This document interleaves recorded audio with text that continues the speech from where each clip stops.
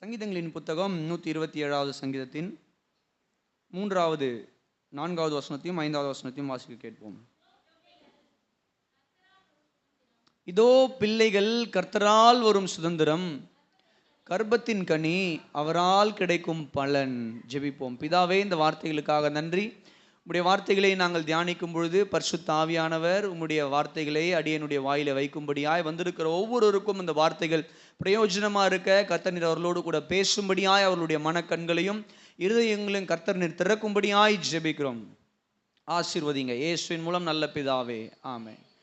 பிரியமானவர்களே, கடந்த 4 வாரங்களாக பிப்ளிக்கல் பேரண்டிங், பிள்ளை வளர்ப்பு என்கிறதான தலைப்பில் ஒரு குடும்பத்தில் நாம் பிள்ளைகளை வளர்க்க வேண்டிய விதங்களை குறித்து வேத அடிப்படையில் வேதம் நமக்கு காண்பிக்கிற அறிவுறுத்தலின்படியாய் ஒரு பிள்ளையை நாம் எப்படி வளர்க்க வேண்டும் என்று தியானித்து வருகிறோம். நாம் முன்னாடி சொன்னதுவைகள் எல்லாம் மறுபடியும் நினைவுபடுத்த விரும்புகிறேன். தேவன் நமக்கு கொடுத்திருக்கிற பிள்ளைகள் எல்லாம் அவர் நமக்கு கொடுத்திருக்கிற ஈவு. ஆமென், அல்லேலூயா. அவர் நமக்கு கொடுத்திருக்கிற ஈவு, கர்த்தர் கொடுத்திருக்கிற ஒரு நல்ல கிஃப்ட் தான் நம்முடைய பிள்ளைகள். அப்போ இந்த பிள்ளைகள் நமக்கு சொந்தமாவதற்கு முன்பதாகவே அவர்கள் தேவனுடையவர்களாக இருக்கிறார்கள்.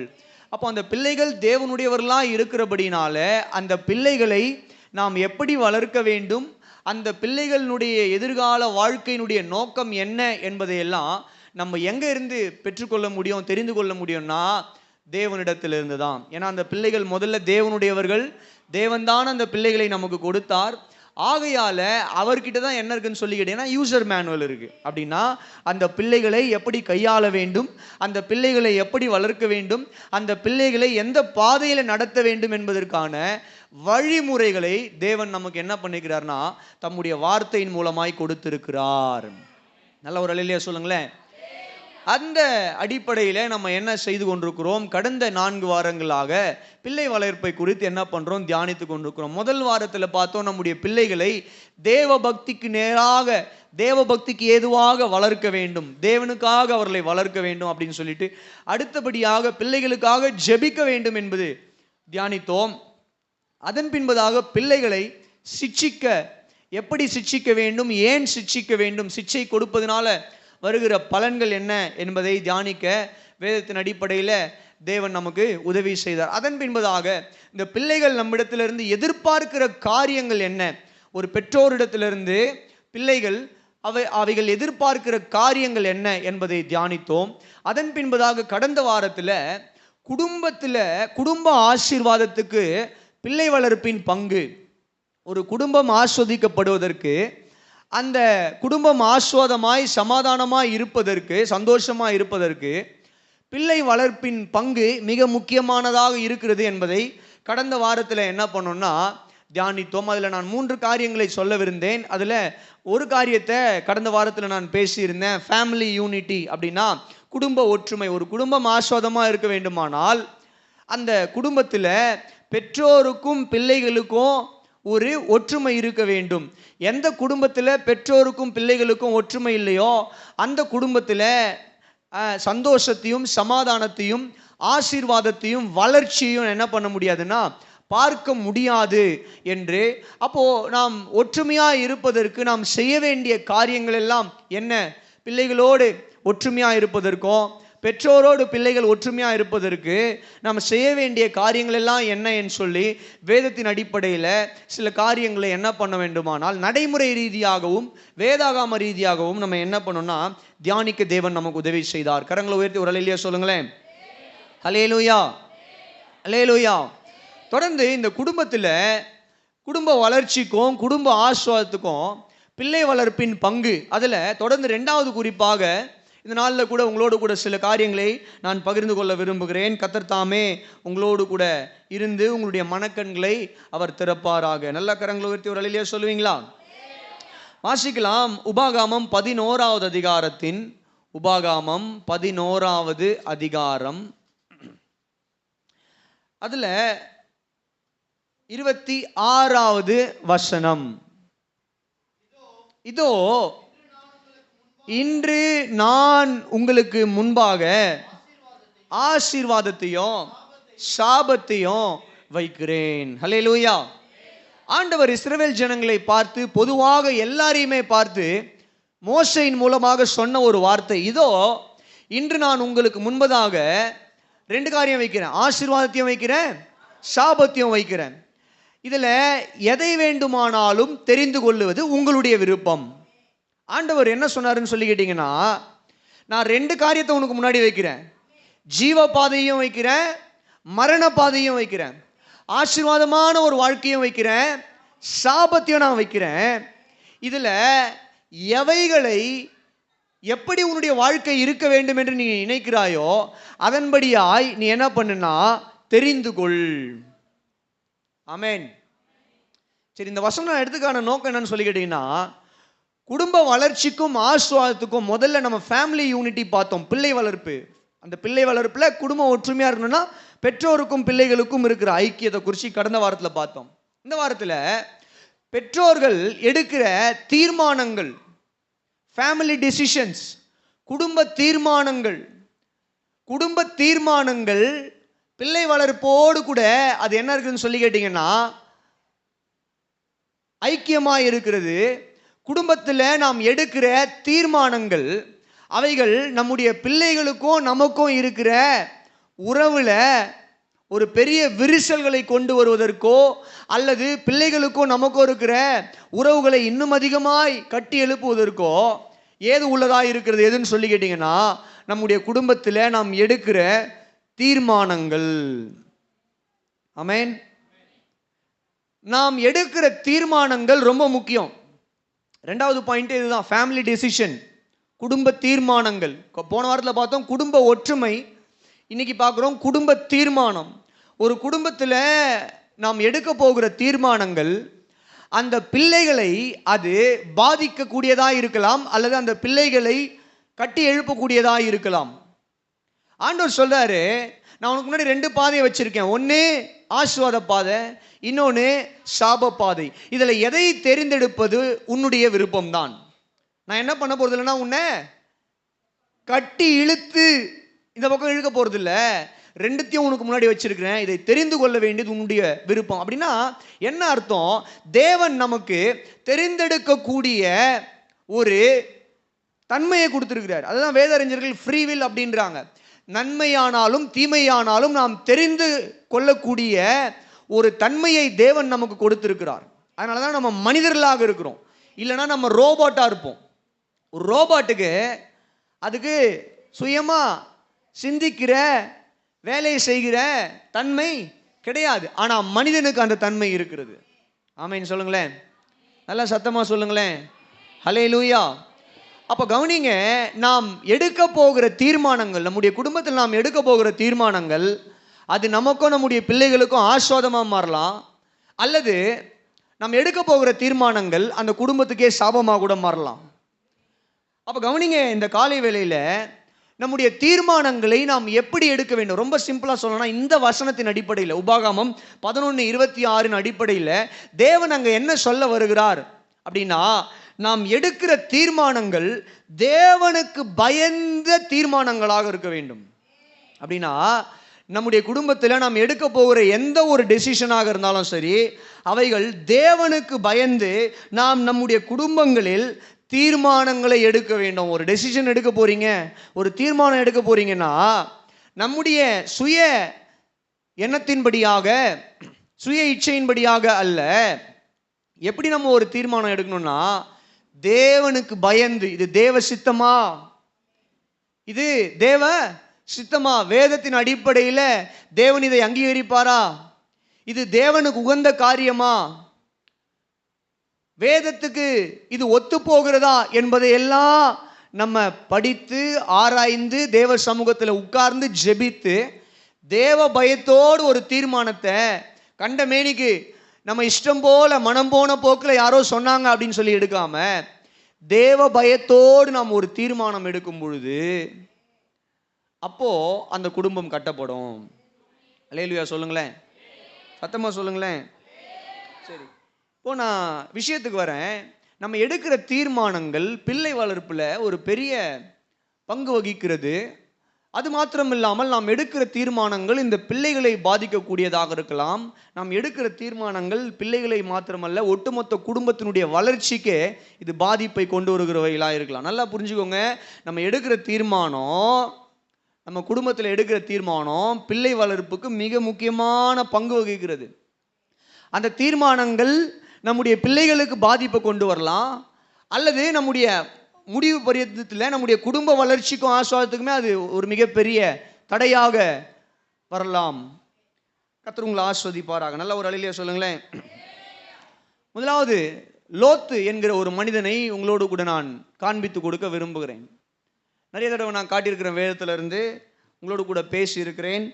ஆதியாகமம் 14வது அதிகாரத்திலிருந்தே நீங்கள் பார்த்தீங்கன்னா ஆபிரகாமுக்கு 13லேருந்தே ஆபிரகாமுக்கும் லோத்துக்கும் இருக்கிற உறவை குறித்து வேதம் என்ன பண்ணுதுன்னா அழகாக நமக்கு காண்பித்து கொண்டு வருகிறது. அப்போ ஒரு நாள் லோத்துக்கும் ஆபிரகாமுடைய மேய்ப்பர்களுக்கும் லோத்துனுடைய மேய்ப்பர்களுக்கும் வாக்குவாதம் வந்த பொழுது அவர்கள் தாங்கள் இருக்கிற இடத்தை விட்டு வேறு இடங்களுக்கு என்ன பண்ணலான்னா பார்த்து கொள்ளலாம் என்கிற ஒரு சூழ்நிலை வந்தபோது ஆபிரகாம் சொல்கிறார் லோத்துவை பார்த்து, உனக்கு எந்த இடம் வேணுமோ நீ தெரிந்தெடுத்துக்கோப்பா அப்படின்னு சொல்லும் போது லோத்து என்ன பண்ணுறாருன்னா சோதோமையும் கோமோராவையும் பார்க்குறார். ரொம்ப செழிப்பான ஒரு நகரமாக இருக்கு.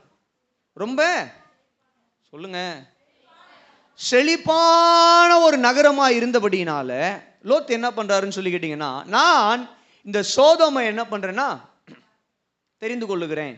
நான் என்ன பண்ணுறேன் சொல்லுங்க, சோதோமை தெரிந்து கொள்ளுகிறேன் என்று அந்த நகரத்தினுடைய செழிப்பை பார்த்து லோத்து என்ன பண்ணாரு, நான் அங்கே போனேன்னா நல்ல லாபகரமான பிஸ்னஸ் பண்ணலாம், நிறைய சம்பாதிக்கலாம். எப்படி நிறையா சம்பாதிக்கலாம், லாபகரமாக நிறைய லாபத்தை பார்க்கலாம் அப்படின்னு சொல்லிட்டு லோத்து என்ன பண்ணுறா போலன்னு சொல்லி கேட்டிங்கன்னா இந்த ஒரு பிஸ்னஸ் டெசிஷன் எடுக்கிறார். Business orient decision. பணம் சம்பாதிப்பதற்காக சோதோமுக்கு போகலாம் என்கிற இந்த லோத்துவினுடைய தீர்மானம். சரி, என்ன ஆச்சுன்னு சொல்லி கேட்டிங்கன்னா லோத்து போயிட்டு சோதோமில் என்ன பண்ண போகிறாரு, குடியேறினார். குடும்பத்தோடு சோதோமில் குடியேறினதுனால அதன் பின்பதாக இந்த லோத்துவுக்கு வந்த பிரச்சனைகள் நீங்கள் வாசித்து பார்ப்பில்லானால் 14வது அதிகாரத்தில் ஒரு யுத்தம் வந்து ராஜாக்கள் சிலர் என்ன பண்ணுறாங்கன்னு சொல்லி கேட்டிங்கன்னா லோத்துவையும் லோத்துவினுடைய வேலையாட்களையும் எல்லாருமே என்ன பண்ணுறாங்கன்னா அவளோடு கூட யுத்தம் விட்டு கிட்னாப் பண்ணிட்டு போகிறாங்க, கடத்திட்டு போயிடுறாங்க. இப்போ இவங்களை போய் யார் காப்பாற்றுறதுன்னு சொல்லி கேட்டிங்கன்னா ஆபிரகாம் போய் காப்பாற்றுறாரு. அல்லேலூயா. இப்போ கவனிங்க, லோத்துக்கு இந்த இடத்துல யுத்தம் வந்ததுக்கான காரணம் என்ன, லோத்து அவன் கடத்தி கொண்டு செல்லப்பட்டதுக்கான காரணம் என்ன அப்படின்னு சொல்லி கேட்டிங்கன்னா லோத்து சோதோமில் குடியேறினது.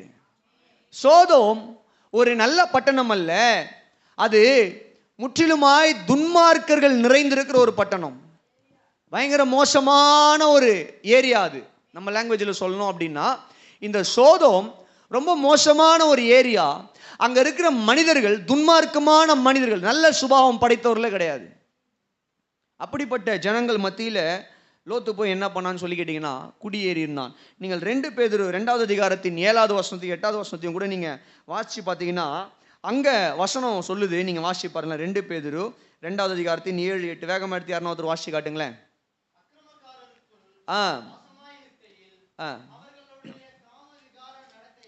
அந்த வார்த்தையை கவனிச்சிங்களா? அக்கிரமக்காரருக்குள் வாசமாய் இருக்கையில். அப்போ இந்த லோத்து இருந்த சோதோமுடைய மக்கள் எப்படிப்பட்ட மக்கள் என்று வேதம் சொல்லுகிறது சொல்லுங்க, அக்கிரமக்காரர்கள். அது எப்படிப்பட்ட அக்கிரமக்காரர், அவர்களுடைய காமவிகார நடக்கையால். அப்படின்னா அவர்கள் எல்லாருமே சரீரப்படியான இச்சைக்கும் காமத்துக்கும் மிகவும் பெயர் பெற்றவர்கள், மோசமான மனிதர்கள், காம இச்சை படைத்தவர்கள் இந்த சோதோமில் இருக்கிற மக்கள். நடந்தது என்ன? ஆதியாகமம் 19வது அதிகாரத்தின் முழுவதும் நீங்கள் வாசி பார்ப்பீங்கன்னா அங்கே தெரியும், கர்த்தர் சோதோமை அழிக்க திட்டமிட்டார். அப்போது என்ன நடந்ததுன்னு சொல்லி கேட்டிங்கன்னா சோதோம் மேலே ஒரு ஆக்கினை தீர்ப்பு வந்தது. நடந்தது என்ன? கர்த்தர் சொன்னார் லோத்துவை பார்த்து, நீ எதையுமே இங்கே இருக்கிறதெல்லாம் என்ன பண்ணா கிளம்பி, இங்கே இருக்கிறத விட்டுட்டு கிளம்பி போ, ஓடிப்போ, திரும்பி பார்க்காத. திரும்பி பார்த்ததுனால மனைவி உப்பு தூணாயிட்டா, போயிட்டு இவன் குடியேறின இடத்துல அவருடைய பெண் பிள்ளைகள் என்ன பண்ணுறாங்கன்னு சொல்லி கேட்டிங்கன்னா, அவர்களுக்கு அவர்களுடைய சந்ததியை பெருக்குவதற்கு வேற யாரும் இல்லை அப்படின்றதுனால அவர்கள் தங்கள் தகப்பனோடு கூடவே என்ன பண்ணுறாங்கன்னா தகாத உறவை வைத்து கொண்டதை 19வது அதிகாரம். இதெல்லாம் ஏன் வேதத்தில் எழுதப்பட்டிருக்குதுன்னா, இதெல்லாம் ஒரு பேட் எக்ஸாம்பிள். என்னங்க வேதத்தில் இவ்வளோ மோசமான விஷயங்கள்லாம் எழுதப்பட்டிருக்குதுன்னு சொல்லி இன்னைக்கு கிறிஸ்தவர்களுக்கு விரோதமாய் பேசுகிற மனிதர்கள் கேட்கக்கூடிய ஒரு கேள்வி, ஏன் இப்படிப்பட்ட காரியங்களை எல்லாம் தேவன் வேதத்தில் எழுத அனுமதித்தார்? இவைகள் எல்லாம் ஏன் தேவன் எழுத அனுமதிச்சிருக்கிறார்னா, இப்படிப்பட்ட காரியங்கள் எல்லாம் தேவ பிள்ளைகள் தங்களுடைய வாழ்க்கையில செய்யக்கூடாது என்பதை அறிந்து கொள்வதற்காக. அல்லேலூயா. ஏன்னா வேதத்தில் வேதாகம காலத்தில் தேவனை ஆராதித்த தேவ மனிதர்கள் கூட சில தவறான தீர்மானங்கள்னால அவங்களுடைய வாழ்க்கை எவ்வளவு மோசமாய் போயிருக்கு. லோத் யாரு? மனம் திரும்பாதவன் கிடையாது, மனம் திரும்பினவன், தேவனை அறிந்தவன். லோத் யாரு? கர்த்தரை அறியாதவனா? இல்லை, கர்த்தரை அறிந்தவன். அவனுடைய வாழ்க்கையிலேயே கூட இவன் எடுத்த ஒரு தவறான தீர்மானம் என்ன பண்ணுச்சுன்னு சொல்லி கேட்டீங்கன்னா, இவனுடைய ஒட்டுமொத்த குடும்பத்தையுமே அது சின்ன பின்னமாக்கினது. பிரியமானவர்களே, இந்த காலை வேளையில் நல்லா கவனிங்க. நம்ம குடும்பத்தில் நம்ம எடுக்கிற தீர்மானம், முதல் தீர்மானம் என்னன்னு சொல்லி கேட்டிங்கன்னா, நாம் வசிக்க போகிற இடம். ஆமென். நம்ம வசிக்க போகிற இடத்தை குறித்து ஒரு நல்ல தீர்மானம் வேணும். நீங்கள் ஒரு இடம் வாங்க போகிறீங்க, நீங்கள் ஒரு வீடு கட்ட போகிறீங்க. இன்றைக்கி ஒரு இடம் வாங்கும் போது, ஒரு வீடு கட்டும் போது நம்ம பார்க்குற காரியங்கள் எல்லாம் என்ன? அங்கே நீர்வளம் இருக்குதா? இன்றைக்கி டிவிலெல்லாம் அட்வர்டைஸ்மெண்ட் போடுறாங்க, இல்லை அங்கங்கே போஸ்டர் ஒட்டுறாங்க. என்ன ஒட்டுறாங்க? பஸ் ஸ்டாண்டுக்கு மிக அருகாமையில், ரயில் நிலையத்துக்கு மிக அருகாமையில், விமான நிலையத்திலிருந்து 3 கிலோமீட்டர் தூரத்தில் என்ன கிடைக்குது? நிலம் கிடைக்குது. இங்கே அது இருக்குது, இங்கே இருக்குது, வாங்க, எல்லா வசதியும் இருக்குது அப்படின்னு சொல்லிட்டு என்ன பண்ணான்னா பல காரியங்களை மனிதர்கள் சொல்லுகிறதை நாம் பார்க்கிறோம். இந்த காலை வேளையில் நான் சொல்கிறேன், நம்ம வசிக்க போகிற இடம் ரொம்ப முக்கியம். ஆமென். நம்ம வசிக்க போகிற இடம் மாத்திரமல்ல, இடம் அப்படின்னு சொல்லும் போது நம்ம வாங்க போகிற இடம் மாத்திரமல்ல, நம்ம கட்ட போகிற வீடு குறித்து மாத்திரமல்ல, நம்முடைய பிள்ளைகளை எந்த ஸ்கூலுக்கு நம்ம அனுப்புகிறோம், அந்த ஸ்கூல் எந்த பகுதியில் இருக்குது, நம்முடைய பிள்ளைகளை எந்த காலேஜுக்கு நம்ம அனுப்ப போகிறோம், அந்த காலேஜ் எந்த பகுதியில் இருக்குது, அந்த பகுதி எப்படிப்பட்ட பகுதியாக இருக்கிறது. நாங்கள் படித்து கொண்டிருந்த காலகட்டத்தில் நாங்கள் ஒரு இடத்துல நான் படித்தேன். நான் இப்போது இதுவில் பேசுகிறதுனால, இது யூடியூப்லலாம் போகிறதுனால என்னுடைய இடத்த பேரையும் நான் இன்ஸ்டியூஷன் பேரையும் நான் சொல்ல விரும்பலை. ஏன்னா அது சில பிரச்சனைகளில் கூட பார்க்குறவர்களுக்கும் அது சில காரியங்களை தூண்டுவதற்கு ஏதுவாக இருக்கலாம். அதனால் நான் படித்து கொண்டிருந்த நாட்களில் நான் படித்த ஒரு இன்ஸ்டியூஷன் நீங்கள் பார்த்தீங்கன்னா, அது பக்கத்தில் இருக்கிற ஏரியா வந்து ரொம்ப மோசமான ஏரியா. அந்த வழியாய் தான் ஜனங்கள் என்ன பண்ணுவாங்கன்னு சொல்லி கேட்டிங்கன்னா, அந்த இன்ஸ்டியூஷனுக்கு போவாங்க. அப்போது நீங்கள் பார்த்தீங்கன்னா அந்த ஏரியாவில் இருக்கிற வாலிப பிள்ளைகள் அந்த வழியில் போகிற வர அந்த இன்ஸ்டியூஷனுக்கு போகிற வருகிற மாணவர்களை என்ன பண்ணுவாங்கன்னா, கேலி கிண்டல் பண்ணுவாங்க, அடிப்பாங்க, அவங்க கையிலேருந்து ஃபோனை பிடுங்குவானுங்க, அவங்க கையில் இருக்கிற காசை பிடுங்கிப்பானுங்க, ஏடிஎம் கார்டை பிடுங்கிப்பானுங்க.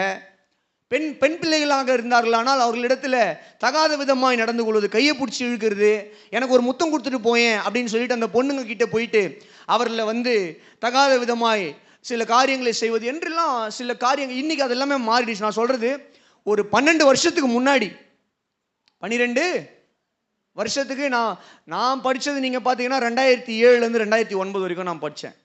2007லேருந்து 2009 அந்த காலத்தில் நான் இன்றைக்கி நம்ம எப்போ இருக்கிறோம்? 2024. இன்றைக்கி எல்லாம் மாறிடுச்சு, இன்றைக்கி எல்லாமே மாறிடுச்சு, சூழ்நிலைகள் எல்லாம் மாறிவிட்டது. அப்போ கவனிங்க. ஆனால் எனக்கு என்ன ஒரு பாக்கியம்னு சொல்லி கேட்டிங்கன்னா, நம்ம சொந்தக்காரர் அந்த ஊரில் ஒருத்தர் இருந்தார். நம்ம சொந்தக்காரர் ஒருத்தர் அந்த ஊரில் இருந்ததுனால அந்த பக்கம் போகும்போதெல்லாம் நம்மளை யாராவது கூப்பிட்டானுங்கன்னா நான் என்ன பண்ணுவேன், அவங்க பேரை சொல்லிடுவேன். சரி நீ நம்ம பையன் போன்னு விட்டுருவானுங்க. என் கூட ஒரு 4 பேர் இருப்பானுங்க, அவனுங்க கிட்டேயும் ஆனால் என் ஃப்ரெண்ட்ஸு தானா அப்படின்னு ஒன்று போடா நீ 4 பேரும் போங்கடான்னு விட்டுருவானுங்க. கர்த்தர் நல்லவராக இருக்கிறார். சரி, நான் எதுக்காக இதை சொல்கிறேன் அப்படின்னு சொல்லி கேட்டிங்கன்னா, நம்முடைய பிள்ளைகளை நாம் எந்த ஏரியாவில் படிக்கிறதுக்கு அனுப்ப போகிறோம், எந்த ஏரியாவில் அவர்களை காலேஜுக்கு அனுப்ப போகிறோம், எந்த ஏரியாவில் அவங்க டியூஷனுக்கு போகிறாங்க, இதெல்லாம் எங்கே ஆரம்பிக்குதுன்னு சொல்லி கேட்டிங்கன்னா, நம்முடைய பிள்ளைகளை குறித்து நம்முடைய குடும்பத்தில் எடுக்கிற தீர்மானங்கள். நம்மளுடைய குடும்பத்தில் இந்த தீர்மானங்கள் அவைகள் பிள்ளைகளை அஃபெக்ட் பண்ணக்கூடியதாக இருக்குது. சில இடங்களில் நீங்கள் பார்த்தீங்கன்னா அது மோசமான ஒரு ஏரியாவாக இருக்கும். அந்த இடத்துல பிள்ளைகள் வளர்ந்தார்களானால் என்ன நடக்கும்னு கேட்டிங்கன்னா, அங்கே இருக்கிற தகாத வார்த்தைகளை கற்றுக்கொள்வார்கள், அங்கே இருக்கிற தகாத வழிமுறைகளை கற்றுக்கொள்வாங்க. அந்த கல்ச்சர்லேயே பிள்ளைங்க என்ன பண்ணுவாங்கன்னா வளருவாங்க. அது வளரும்போது அதில் ஒரு ஒழுக்கம் இருக்காது. அது வளரும்போது அந்த பிள்ளைகளை நம்ம என்ன பண்ண முடியாதுன்னா கட்டுப்படுத்த முடியாது. காரணம் என்னன்னா, அவர்கள் இருக்கிற இடம், அவர்கள் வளருகிற இடம், அவர்கள் படிக்கிற இடம், அவர்கள் போகிற இடம், அவர்கள் விளையாடுகிற இடம், அது ஒரு மோசமான கேடு நிறைந்த இடமாக இருக்கிறபடினால நீங்கள் என்னதான் உருண்டு பிறண்டு காரியங்களை செஞ்சாலும் அந்த பிள்ளை வீட்டை விட்டு வெளியே போய் அது என்ன கற்றுட்டு வருதோ அதான் வீட்டில் பண்ணும். கவனிங்க, லோத்துவை பார்த்தோம் வேதத்தில். இவன் ஒரு தீர்மானம் எடுத்தான், தன்னுடைய பிஸ்னஸ் டெவலப் பண்ணுறதுக்காக, அதிகமான பணம் சம்பாதிக்கிறதுக்காக சோதோமை தெரிந்தெடுத்தான். இந்த காலை வேளையில் நான் சொல்கிறேன், உங்களுடைய இடம் எப்படிப்பட்ட இடமாக இருக்கிறது? உங்களுடைய பிள்ளைகளை நீங்கள் அனுப்புகிற இடம் எப்படிப்பட்ட இடம்? உங்களுடைய பிள்ளைகளை விளையாடுறதுக்கு அனுப்புறீங்களா? எப்படிப்பட்ட இடத்துக்கு விளையாடுறதுக்கு அனுப்புறீங்க? உங்களுடைய பிள்ளைகளை நண்பர்களோடு கூட அனுப்புறீங்களா? எப்படிப்பட்ட நண்பர்களோடு கூட அவர்களை அனுப்புகிறீர்கள்? எந்த ஏரியாவில் இருக்கிற நண்பர்களோடு கூட அவன் சேர்ந்து சுத்துறான், எல்லாமே தட் மேட்டர்ஸ். அது எல்லாமே ரொம்ப முக்கியம். துன்மார்க்கர்களோடு, அடங்காத பிள்ளைகளோடு, ஒழுக்கமில்லாத பிள்ளைகளோடு, பெற்றோருக்கும் பெரியோருக்கும் கீழ்ப்படியாத பிள்ளைகளோடு நம்முடைய பிள்ளைகளை நாம் அனுப்புவோமானால், அந்த இடத்துக்கு நம்மளை அனுப்புவோமானால், அப்படிப்பட்ட இடங்களுக்கு நம்முடைய பிள்ளைகளை அனுப்புவோமானால் அவர்கள் அதை கற்றுக்கொண்டு வருவார்கள்.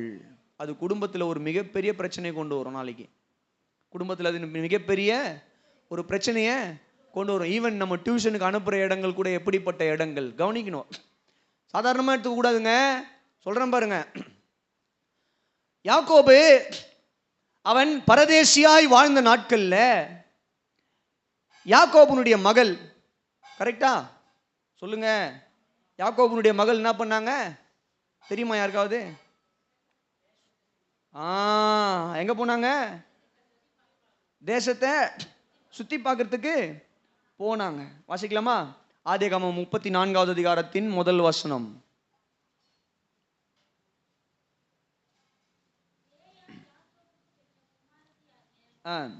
தீனால் தேசத்து பெண்களை பார்க்க அவளை ஏவேனான ஏமோரின் குமாரனும் அத்தேசத்தின் பிரபுவுமாகிய சீகோம் என்பவன் கண்டு அவளை கொண்டு போய் அவளோடு சயனித்து அவளை தீட்டுப்படுத்தினான். இடத்துல வாசிக்கிறோம், யாக்கோபுனுடைய மகள் லேயாளுக்கு பிறந்த மகள் தீனாள் நம்ம எங்க போது அந்த தேசத்தை சுற்றி பார்ப்பதற்காக போன உடனே அங்க இருக்கிற அந்த தேசத்து பிரபு சீகோம் என்பவன் என்ன பண்ணான்னு சொல்லி கேட்டீங்கன்னா, அந்த பெண்ணை பிடித்து அந்த பெண்ணை தீட்டுப்படுத்தினான். நம்ம போற இடம் ரொம்ப முக்கியம். நம்முடைய பிள்ளைங்களை எங்க அனுப்புறோன்றது ரொம்ப முக்கியம். ஆமேன், ஆமேன் சொல்லுங்க. அது பெண் பிள்ளைகள் மாத்திரமல்ல, ஆண் பிள்ளைகளும் தான். அப்போ கவனிங்க, நம்முடைய குடும்பத்தில் நம்ம எடுக்கிற தீர்மானங்கள், நம்ம இடம் வாங்குறது, நம்ம வீடு கட்டுறது மாத்திரமல்ல, அதுவும் மேட்டர்ஸ். நம்ம எங்கே இடம் வாங்குறோம், எங்கே வீடு கட்டுறோம், நல்ல இடத்துல இடம் வாங்க, நல்ல இடத்துல வீடு கட்டணும். அது மாத்திரம் இல்லாமல் நம்முடைய பிள்ளைகளை எங்கே படிக்கிறதுக்கு அனுப்புகிறோம், நம்முடைய பிள்ளைகளை எங்கே காலேஜுக்கு அனுப்புகிறோம், நம்முடைய பிள்ளைகளை எங்கே டியூஷனுக்கு அனுப்புகிறோம், நம்முடைய பிள்ளைகளை எந்த அகாடமியில் டான்ஸ் கிளாஸ்க்கு அனுப்புகிறோம், மியூசிக் கிளாஸில் அனுப்புகிறோம், நம்முடைய பிள்ளைகளை எந்த ஜிம்முக்கு அனுப்புகிறோம், எல்லாமே இருக்குங்க. Everything matters. எந்த இடத்துல அவங்க கம்ப்யூட்டர் கிளாஸ் போகிறாங்க, எந்த இடத்துல அவங்க ஸ்போக்கன் இங்கிலீஷ் கிளாஸ் போகிறாங்க, எந்த இடத்துல அவங்க ஸ்விம்மிங் கிளாஸ் போகிறாங்க. இன்னைக்கு அப்படிப்பட்ட இடங்கள்ல தான் என்ன நடக்குதுன்னு சொல்லி கேட்டிங்கன்னா, பிள்ளைகளை பாலியல் ரீதியாக துன்புறுத்தப்படுகிற காரியங்கள், அவர்கள் போய் பாலியல் பிரச்சனைகள்லாம் மாட்டிக்கிறதுலாம் எங்கே ஆரம்பிக்குதுன்னா இந்த மாதிரியான இடங்களுக்கு தான். தகாத டான்ஸ் கிளாஸ், தகாத இடத்துல மியூசிக் கிளாஸ், தகாத இடத்துல கம்ப்யூட்டர் கிளாஸ், தகாத இடத்துல ஸ்விம்மிங் கிளாஸ், தகாத இடத்துல ஜிம்முக்கு அனுப்புறது, தகாத இடத்துல அந்த பிள்ளைகளோடு கூட விளையாடுறதுக்கு அனுப்புறது. என்ன நடக்குதுன்னு சொல்லி கேட்டிங்கன்னா, கடைசியில் பிள்ளைகள் தீனாலை போல வந்து நிற்கிறாங்க. ஆணாக இருந்தாலும் சரி, பெண்ணாக இருந்தாலும் சரி, ஒரு பிரச்சனையில் மாட்டிக்கிட்டேன், சண்டையாயிடுச்சு, என்ன அங்கே இப்படி பண்ணுறாங்க, என்ன அங்கே அப்படி பண்ணுறாங்க என்று சொல்லி. கவனிங்க, தீர்மானம் ரொம்ப முக்கியம் பிள்ளை வளர்ப்பில். இது நம்முடைய குடும்பத்தில் ஒரு மிகப்பெரிய ஒரு இழப்பையும் சமாதான குலைவையும் சந்தோஷத்து குலைவையும் கொண்டு வருகிறது. பிரியமானவர்களே, நாம் எடுக்க போகிற தீர்மானங்கள் இடத்தை குறித்து ரொம்ப தெளிவாக இருக்கணும். எப்படிப்பட்ட இடத்துல நம்ம என்ன பண்ண போகிறோம்னா வசிக்க போகிறோம், நம்முடைய பிள்ளைகளை அனுப்ப போகிறோம் என்பதை குறித்துதான தீர்மானம். நல்ல ஒரு அல்லேலூயா சொல்லுங்களேன், சத்தமாக தான் சொல்லுங்களேன். அல்லேலூயா, அல்லேலூயா. சரி, கர்த்தர் நல்லவராக இருக்கிறார். அது மாத்திரம் இல்லாமல் நம்முடைய குடும்பத்தில் நாம் எடுக்க போகிற இன்னும் ஒரு சில தீர்மானங்கள் எல்லாம் இருக்குது. அவைகள் எல்லாம் குறித்து நான் உங்களோடு கூட பகிர்ந்து கொள்ள விரும்புகிறேன். இந்த பிள்ளைகளுடைய சைல்டு கரியர் அப்படின்னா அந்த பிள்ளைகளுடைய எதிர்காலத்தை குறித்து நீங்கள் எடுக்க போகிற தீர்மானம். வேதம் சொல்கிறது அந்த பிள்ளைகளுக்கு படிப்பு ரொம்ப முக்கியம், ஞானமே முக்கியம். நீ எதை சம்பாதிச்சாலும் எதை சம்பாதி, ஞானத்தை சம்பாதி, அறிவை சம்பாதி, புத்தியை சம்பாதி. நீதிமொழிகளில் நீங்கள் எங்கே சுற்றினாலும் இதே தான் வரும். நீதிமொழிகளில் நீங்கள் எங்கே சுற்றினாலும் எதை சம்பாதி, ஞானத்தை சம்பாதி, அறிவை சம்பாதி, புத்தியை சம்பாதி. ரைட், விஷயத்துக்கு வரேன் நான். இப்போ அந்த பிள்ளைகளுடைய எதிர்காலத்திற்கு நம்ம எடுக்க போகிற தீர்மானங்கள் என்ன? தீர்மானம் எடுக்க போகிறோம், அவர்களை என்ன படிக்க வைக்க போகிறோம், அவர்களை என்னவா மாற்ற போகிறோம், அவர்களை எப்படிப்பட்ட வேலைக்கு அனுப்ப போகிறோம் என்கிற தீர்மானங்கள். சில நேரத்தில் அந்த பிள்ளைங்களுக்கு சரியான தீர்மானம் எடுக்க தெரியாது. சில நேரத்தில் அந்த பிள்ளைகளுக்கு சரியான என்ன படிக்கிறது, என்ன வேலை, ஏன் பெற்றோர்கள் பிள்ளையின் மீது அதிகாரம் செலுத்த வேணுன்றது நான் பின்னாடி வரும்போது பேச போகிறேன். இன்றைக்கி தான் அதை பேச போகிறேன். கர்த்தர் உங்களை ஆஸ்வதிப்பாராக.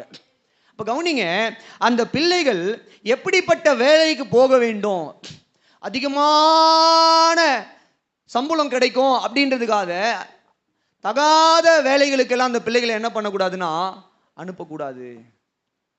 புரியுதா உங்களுக்கு? அதிகமான சம்பளம் வரும், ரொம்ப பிரபலமாக என் பிள்ளை மாறுவான், என் பிள்ளை ஒரு ஃபெமிலியரான ஒரு பர்சனாக மாறுவான் அப்படின்றதுக்காகலாம் நம்ம என்ன பண்ணிடக்கூடாதுன்னு சொல்லி கேட்டிங்கன்னா தகாத வேலைக்கு அந்த பிள்ளைகளை அனுப்பக்கூடாது. புரியுதுங்களா உங்களுக்கு?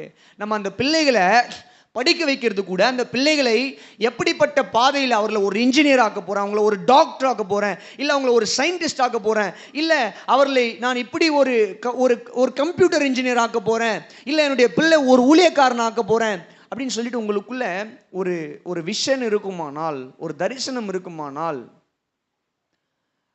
அவைகளை குறித்து நீங்கள் செய்ய வேண்டிய முக்கியமான ஒரு காரியம் என்னன்னு சொல்லி கேட்டிங்கன்னா making choices to honour God.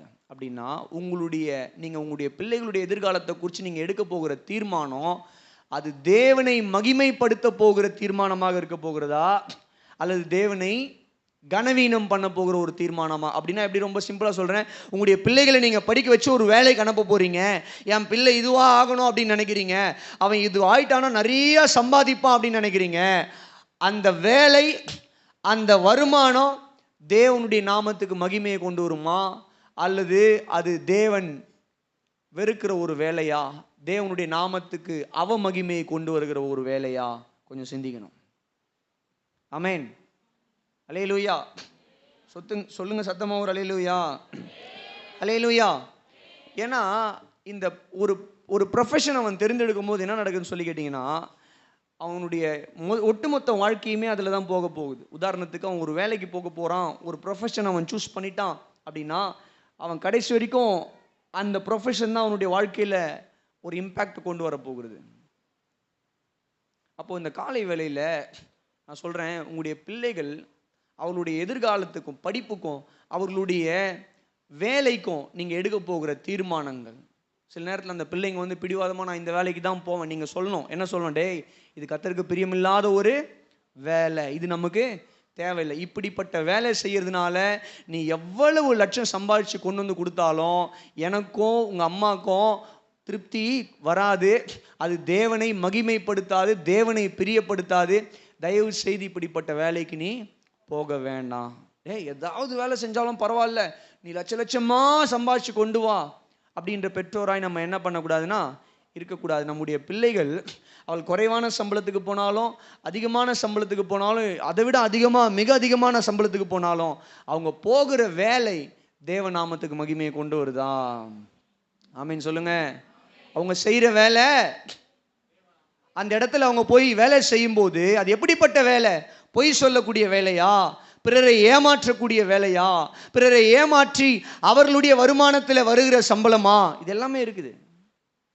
பிரியமானவர்களே, இவைகள் எல்லாம் நீங்க பார்த்தீங்கன்னா அது அவர்களை, நல்லா கவனிங்க, ஒழுக்கத்தில் வளராது, ஒழுக்கத்திலிருந்து விலைக்கு வளரும்.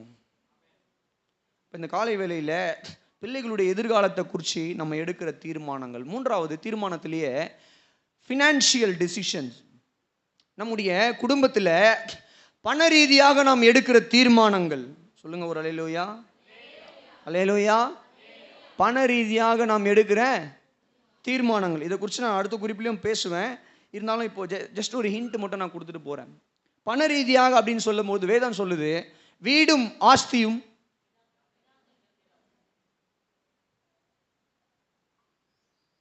வீடும் ஆஸ்தியும் பிதாக்கள் வைக்கும்.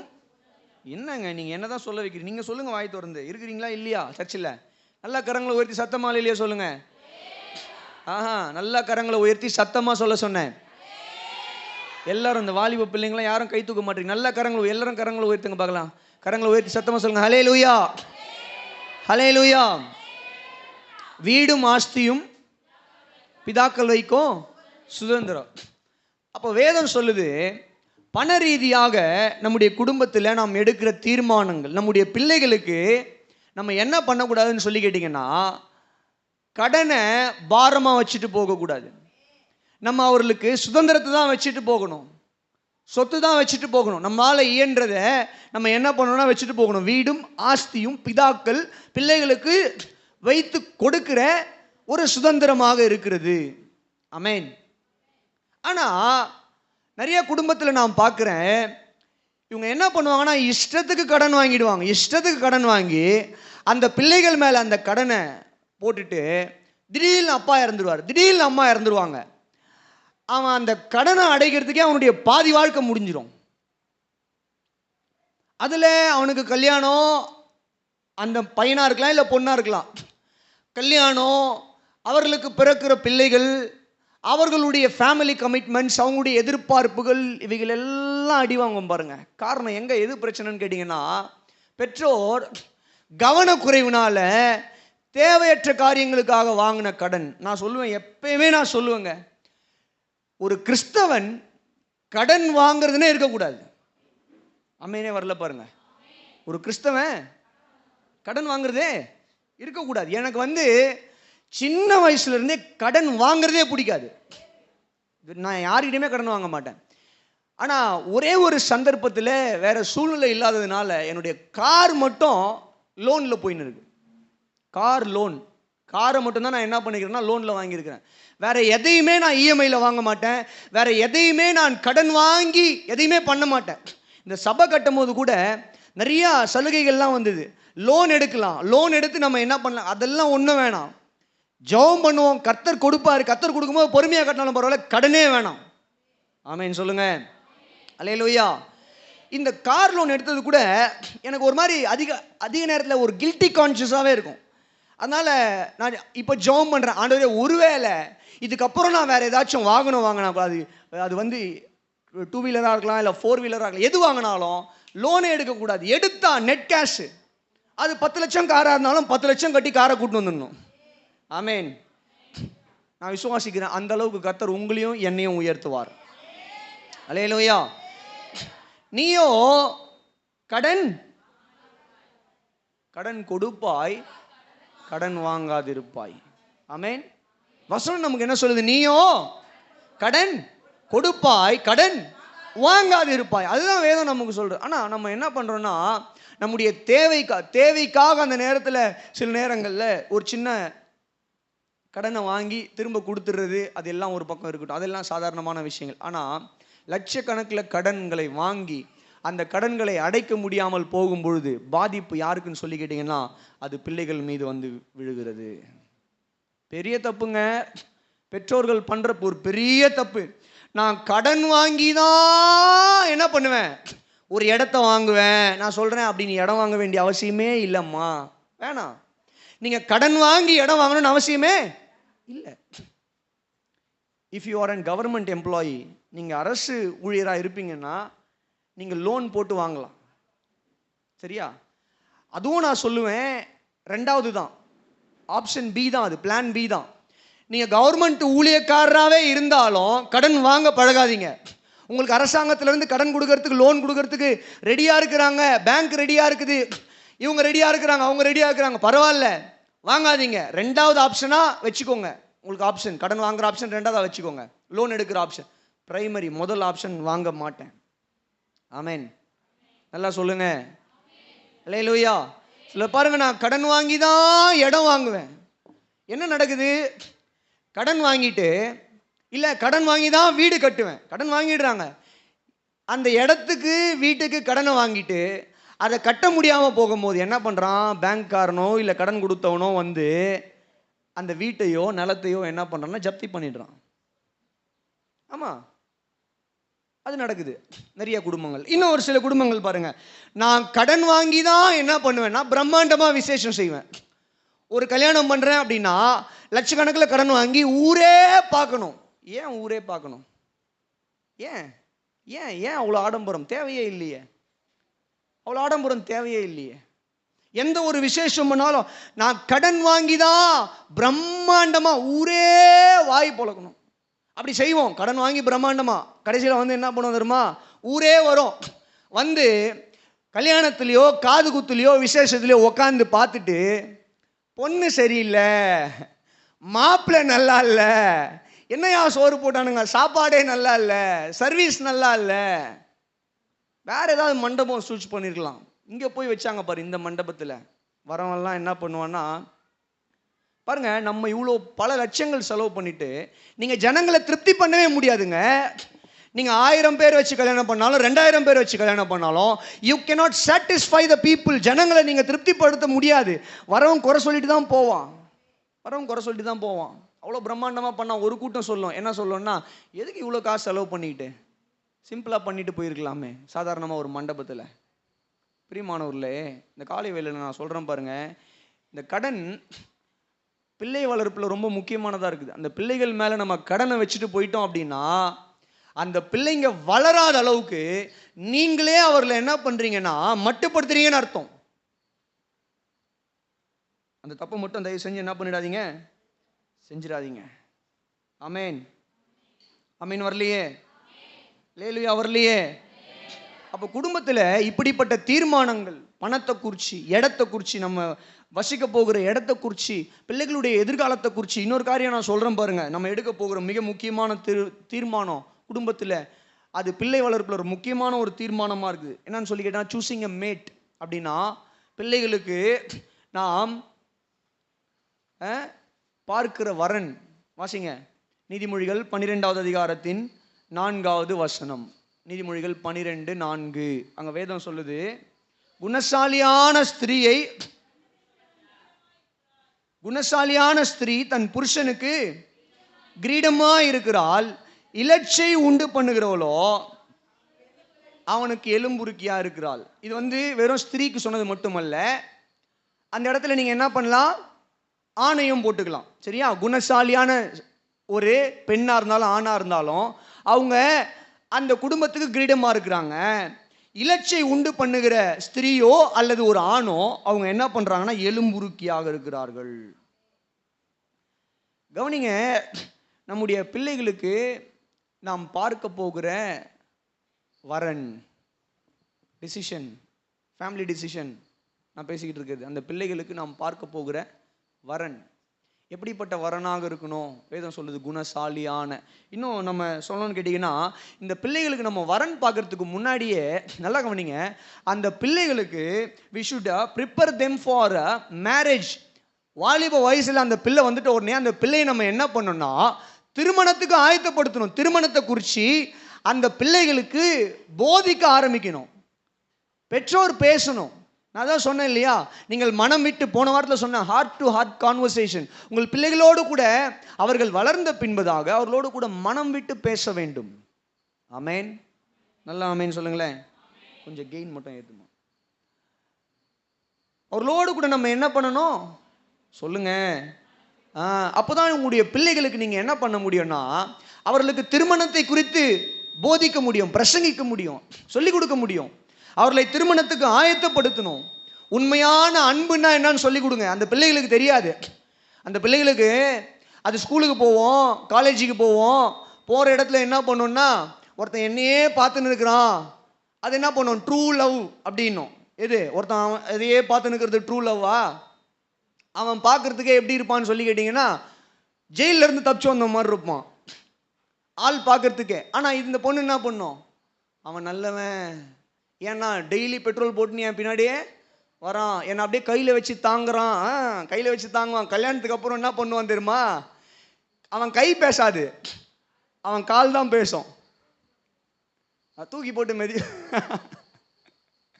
அவன் கை தெரியாதுங்க பிள்ளைங்களுக்கு. ஒரு உண்மையான அன்பு, அன்பு எப்படி இருக்கும்? 1 கொரிந்தியர் 13 சொல்லுது. 13வது அதிகாரத்தில் பவுல் அன்பை விவரிக்கிறார். அன்பு நீடிய சாந்தமும் பொறுமையும் உள்ளது, அன்பு தயவு உள்ளது, அன்புக்கு பொறாமை இல்லை, அன்பு தன்னை புகழாது, இருமாப்பா இருக்காது. ஆமென், அல்லேலூயா. இதெல்லாம் அன்பு, அன்பினுடைய கேரக்டரிஸ்டிக்ஸ். ஒரு அன்பு, உண்மையான அன்பு எப்படி இருக்கும்? சும்மா பார்க்கறதுனால, பின்னாடி ரோஸ் வாங்கிட்டு வந்து கொடுக்கறதுனால, பொக்கே வாங்கிட்டு வந்து கொடுக்கறதுனால, இல்லை அவங்கள வெளியெல்லாம் கூட்டு போய் சுத்துறதுனால இதெல்லாம் அன்புன்னு வாலிப பிள்ளைங்க நினைச்சிட்டு என்ன பண்ணுவாங்க இருப்பாங்க. ஆனால் இவைகள் எல்லாம் அன்பு இல்லை. உண்மையான அன்பு எப்படி இருக்கும்னு சொல்லி அந்த பிள்ளைகளுக்கு சொல்லி கொடுங்க. இதெல்லாம் நீங்கள் திருமணத்துக்காக அவங்களை ஆயத்தப்படுத்துறது. ஆமென். உண்மையான அன்பு சகிக்கும், விட்டு கொடுக்கும், பொறாமப்படாது, எரிச்சல் அடையாது, நீடிய சாந்தமா இருக்கும். அல்லேலூயா. இதெல்லாம் தெரியாதனால இந்த பிள்ளைங்க என்ன பண்றாங்க, திருமண வயது வந்த உடனே கண்ட இடங்கள்ல போய் என்ன பண்றாங்கன்னா, கண்ட பெண்களையும் கண்ட ஆண்களையும் பார்த்து ட்ரூ லவ்னு சொல்லி என்ன பண்ணாங்க, பிடிச்சிட்டு வந்துடுறாங்க. கடைசியில் என்ன ஆகுதுன்னு சொல்லி கேட்டிங்கன்னா, அவங்களுடைய வாழ்க்கையே சீரழிந்து போகிறது. பிள்ளைகளுக்கு திருமணத்தை குறித்துதான விழிப்புணர்வை கொண்டு வாங்க. என்ன காரியங்கள், தேவனுடைய நேரத்தையும் சித்தத்தையும் அவர்கள் புரிந்து கொள்ள வைங்க. எப்பா நீ நினைச்ச நேரத்தில் எல்லாம் என்ன பண்ணிக்க முடியாது, திருமணம் பண்ணிக்க முடியாது. 18 வயசுல வந்து என்ன பண்ணுவானா, எனக்கு கல்யாணம் பண்ணி வைன்னு கேட்பான். 19 வயசுல நான் ஒரு பொண்ணை பார்த்துருக்கிறேன், எனக்கு அந்த பொண்ணு கூட தான் நீ கல்யாணம் பண்ணி வைக்கணும்னு சொல்லுவான். காரணம் என்ன? அந்த பிள்ளைகளுக்கு நேரத்தை சொல்லி கொடுங்க. டேய், திருமணம் என்பது ஒரு முதிர்ச்சி வரணும். தேவன் ஒரு நேரத்தை வைத்திருக்கிறார். தேவன் என்னங்க ஒரு நேரத்தை, அவருடைய நேரத்தில் அவருடைய சித்தத்தின்படி தான்ப்பா நடக்கணும். அவருடைய சித்தத்தின்படி திருமணம் நடந்தா அது ஆசீர்வாதமா இருக்கணும்.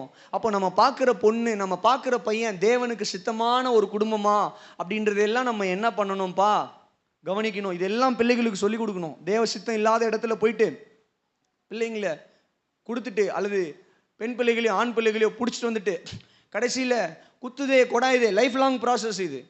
ஏதோ ஒரு நாள் 2 நாள் கிடையாது. ஏதோ ஸ்கூல்னா கூட ஒரு 10-12 வருஷத்தில் முடிச்சுட்டு வந்துடுவாங்க. காலேஜ்னா 3 வருஷம், பிடிக்கலன்னா வெளியே வந்துடலாம், வேறு இடத்துல சேர்ந்துக்கலாம்.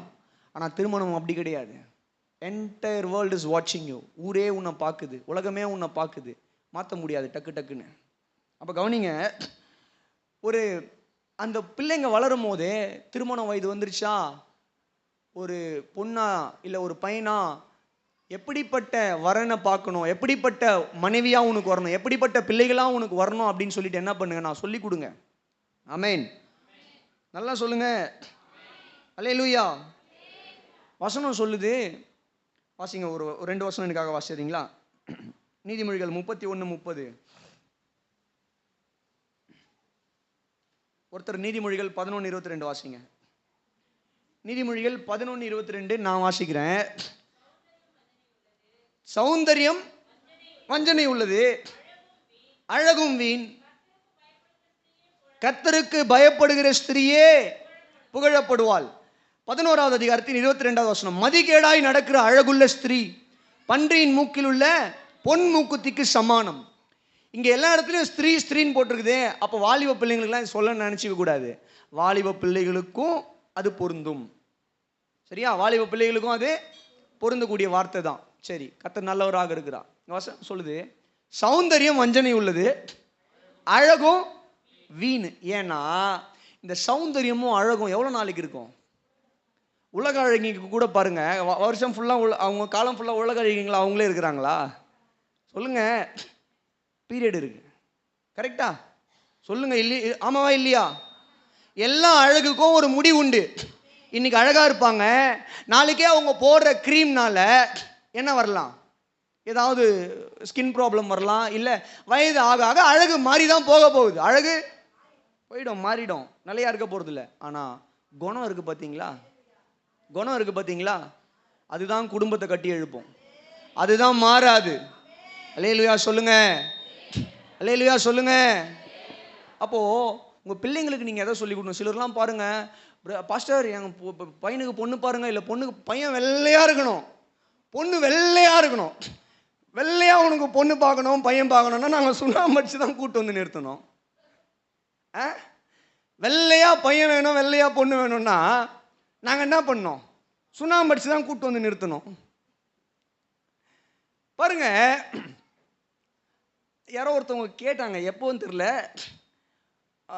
எதுக்கோ வேறு இடத்துல நாங்கள் பேசிக்கிட்டு இருக்கும்போது எனக்கு ஒரு சினிமா நடிகர் மாதிரி, ஒரு சினிமா நடிகை மாதிரி ஒரு பொண்ணு சொல்லிட்டு, அந்த மாதிரி ஒரு பொண்ணு இருந்தால் பார்த்து சொல்லுங்கள் பிரதர், உங்கள் சர்ச்சில் யாருன்னா அந்த மாதிரி இருக்கிறாங்களா அப்படின்னு. நான் கேட்டேன், அப்போது நீ சினிமா நடிகை மாதிரி இருக்கிறியா பார்க்கறதுக்கு? உனக்கு சினிமா நடிகை மாதிரி பொண்ணு வேணுமா? முதல்ல நீ அப்படி இருக்கிறியா பார்க்கறதுக்கு? நீயே டொக்கு மாதிரி இருக்கிற, நீ அப்படி கேட்டால் நியாயமா? இப்போ கவனிங்க, என்ன சொல்ல வரேன், அந்த பிள்ளைகளுக்கு சொல்லி கொடுங்க. அதாவது நம்மளே இந்த தப்பு பண்ணுறோம். யார்? பெற்றோர்களே இந்த தப்பு பண்ணுறோம். என்ன தப்பு பண்ணுறோம்? சௌந்தரியம், அழகு, இது எல்லாத்தையுமே பார்த்து நம்ம கொடுத்துடுறோம். நாளைக்கு அதுங்க ரொம்ப திமிர் பிடிச்சதுங்களா இருக்குதுங்க. திமிர் பிடிச்ச பையனாகவோ திமிர் பிடிச்ச பெண்களாகவோ குடும்பத்தை பார்க்காம, கணவனை பார்க்காம, பிள்ளைங்களை பார்க்காம, மாமியாரை பார்க்காம, மாமனாரை பார்க்காம குடும்பத்தில் பிரச்சனையை கொண்டு வந்து அவர்கள் அப்படியே ஊர் திரிகிற மனிதர்களாக இருப்பாங்க. வேணாம். அதுக்கு தான் நான் சொல்கிறேன். வேதம் சொல்லுது, உங்களுடைய பிள்ளைகளுக்கு நீங்கள் வரன் பார்க்கும்போது ஒரு குறிப்பிட்ட அளவு வரைக்கும் நீங்கள் ஓகே, மணமகன் மணமகள் ஓகே, வரன் பையன் பொண்ணு ஓகே, பார்க்குறதுக்கு லட்சணமாக இருக்கிறாங்களா, பார்க்குறதுக்கு லட்சணமாக இருக்கிறாங்களா, ஓகே. அவங்களுடைய குணம் எப்படிப்பட்ட குணம்? வசனம் சொல்லுது, மதிகேடாய் நடக்கிற அழகுள்ள ஸ்திரீ, ஒரு அழகான ஸ்திரீ மதிகேடா நடக்கிறாங்கன்னா, பன்னியோட மூக்கில் ஒரு கோல்டு ரிங் மாட்டினா எப்படி இருக்கும்? நல்லா இருக்குமா? சொல்லுங்க. மூக்குத்தி இருக்கு இல்லையா, பெரிய மூக்குத்தி, நல்லா பெருசா, அந்த நாட்கள் எல்லாம் மாட்டின்னு சுற்றுவாங்க இல்லையா? பழைய நாட்கள் எல்லாம் இந்த சில கல்ச்சரில் கூட, பைபிள் கல்ச்சரில் கூட நீங்கள் பார்த்தீங்கன்னா மூக்கில் பெருசாக இப்படி ரிங்கு மாட்டின்னு இருப்பாங்க. சில பாட்டிங்கெல்லாம் மாட்டி நான் பார்த்துருக்குறேன். ஆமாம் தானே? என்னங்க சொல்லுங்க. ஆமாம், இன்னமும் இருக்குது போட்டிருப்பாங்க. அந்த மாதிரி ஒரு பன்னியோட மூக்கில் பெருசாக இப்படி ஒரு கோல்டு ரிங்கு போட்டால் எப்படி இருக்கும்? சொல்லுங்க. நல்லா இருக்குமா? நல்லா இருக்காதுல்ல? ஞானி சொல்கிறாரு, ஒரு ஸ்திரீ எவ்வளவு அழகாக இருந்தாலும் அந்த ஸ்திரீ மதிக்கேடாக நடக்குதுன்னா அது பன்னியோட மூக்குள்ள இருக்கிற கோல்டு ரிங் மாதிரி இருக்குது பார்க்கறதுக்கு. அவ்வளோதான், முடிஞ்சிருச்சு. அப்போ அந்த பிள்ளைகளுக்கு நீங்கள் திருமணத்தை குறித்து சொல்லி கொடுக்கும் போது, அல்லது நீங்கள் அவர்களுடைய திருமணத்தை குறித்தான தீர்மானங்கள் எடுக்கும் போது என்ன பண்ணாதீங்கன்னா, அப்படியே உலக அழகி மாதிரி பொண்ணு, உலக அழக மாதிரி பொண்ணு வேணும், லட்சணமான பொண்ணா, லட்சணமான பையனா, குணசாலியான ஒரு பெண்ணா, குணசாலியான ஒரு பையனா, நல்ல குணம் படைத்த கர்த்தருக்கு, அந்த வசனம் சொல்லுது, சௌந்தரியம் வஞ்சனம் உள்ளது, அழகு வீண், கர்த்தருக்கு பயப்படுகிற ஸ்திரியே புகழப்படுவாள். கர்த்தருக்கு பயந்த பொண்ணா இருக்கா, கர்த்தருக்கு பயந்த பையனா இருக்கானா, அதுதான் பார்க்கணும். அல்லேலூயா சொல்லுங்க, சத்தமா சொல்லுங்க. இவைகள் எல்லாம் நம்ம என்ன பண்ணோம்னு சொல்லி கேட்டீங்கன்னா, அந்த பிள்ளைகளுக்கு சொல்லி, do not motivate your children to marry a ungodly person. மனம் திரும்பாத பிள்ளைகளை திருமணம் செய்து கொள்ளும்படிக்கு உங்களுடைய பிள்ளைகளுக்கு என்ன பண்ணாதீங்கன்னா நீங்க ஊக்குவிக்க கூடாது. மனம் திரும்பாத இடத்துல பொண்ணு பார்க்காதீங்க, மனம் திரும்பாத இடத்துல பையன் வேணாம்.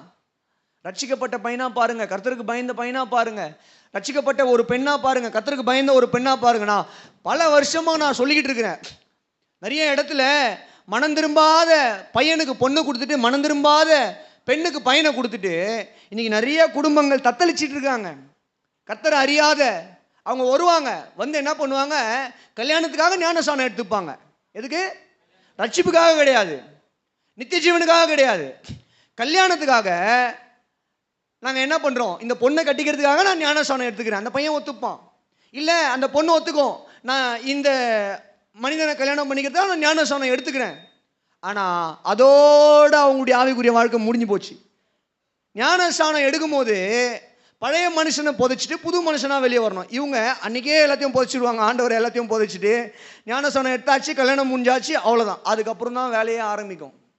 அதுக்கப்புறம் தான் சொல்லுவாங்க, நம்ம லாங்குவேஜில் சொல்லணும்னா மெயின் பிக்சரே அதுக்கப்புறம் தான். பெரிய தப்பு பண்ணுறாதீங்க, வேணாம். ஒரு வசனம் வாசிக்கிறீங்களா எனக்காக? நீதிமொழிகள் 18:22.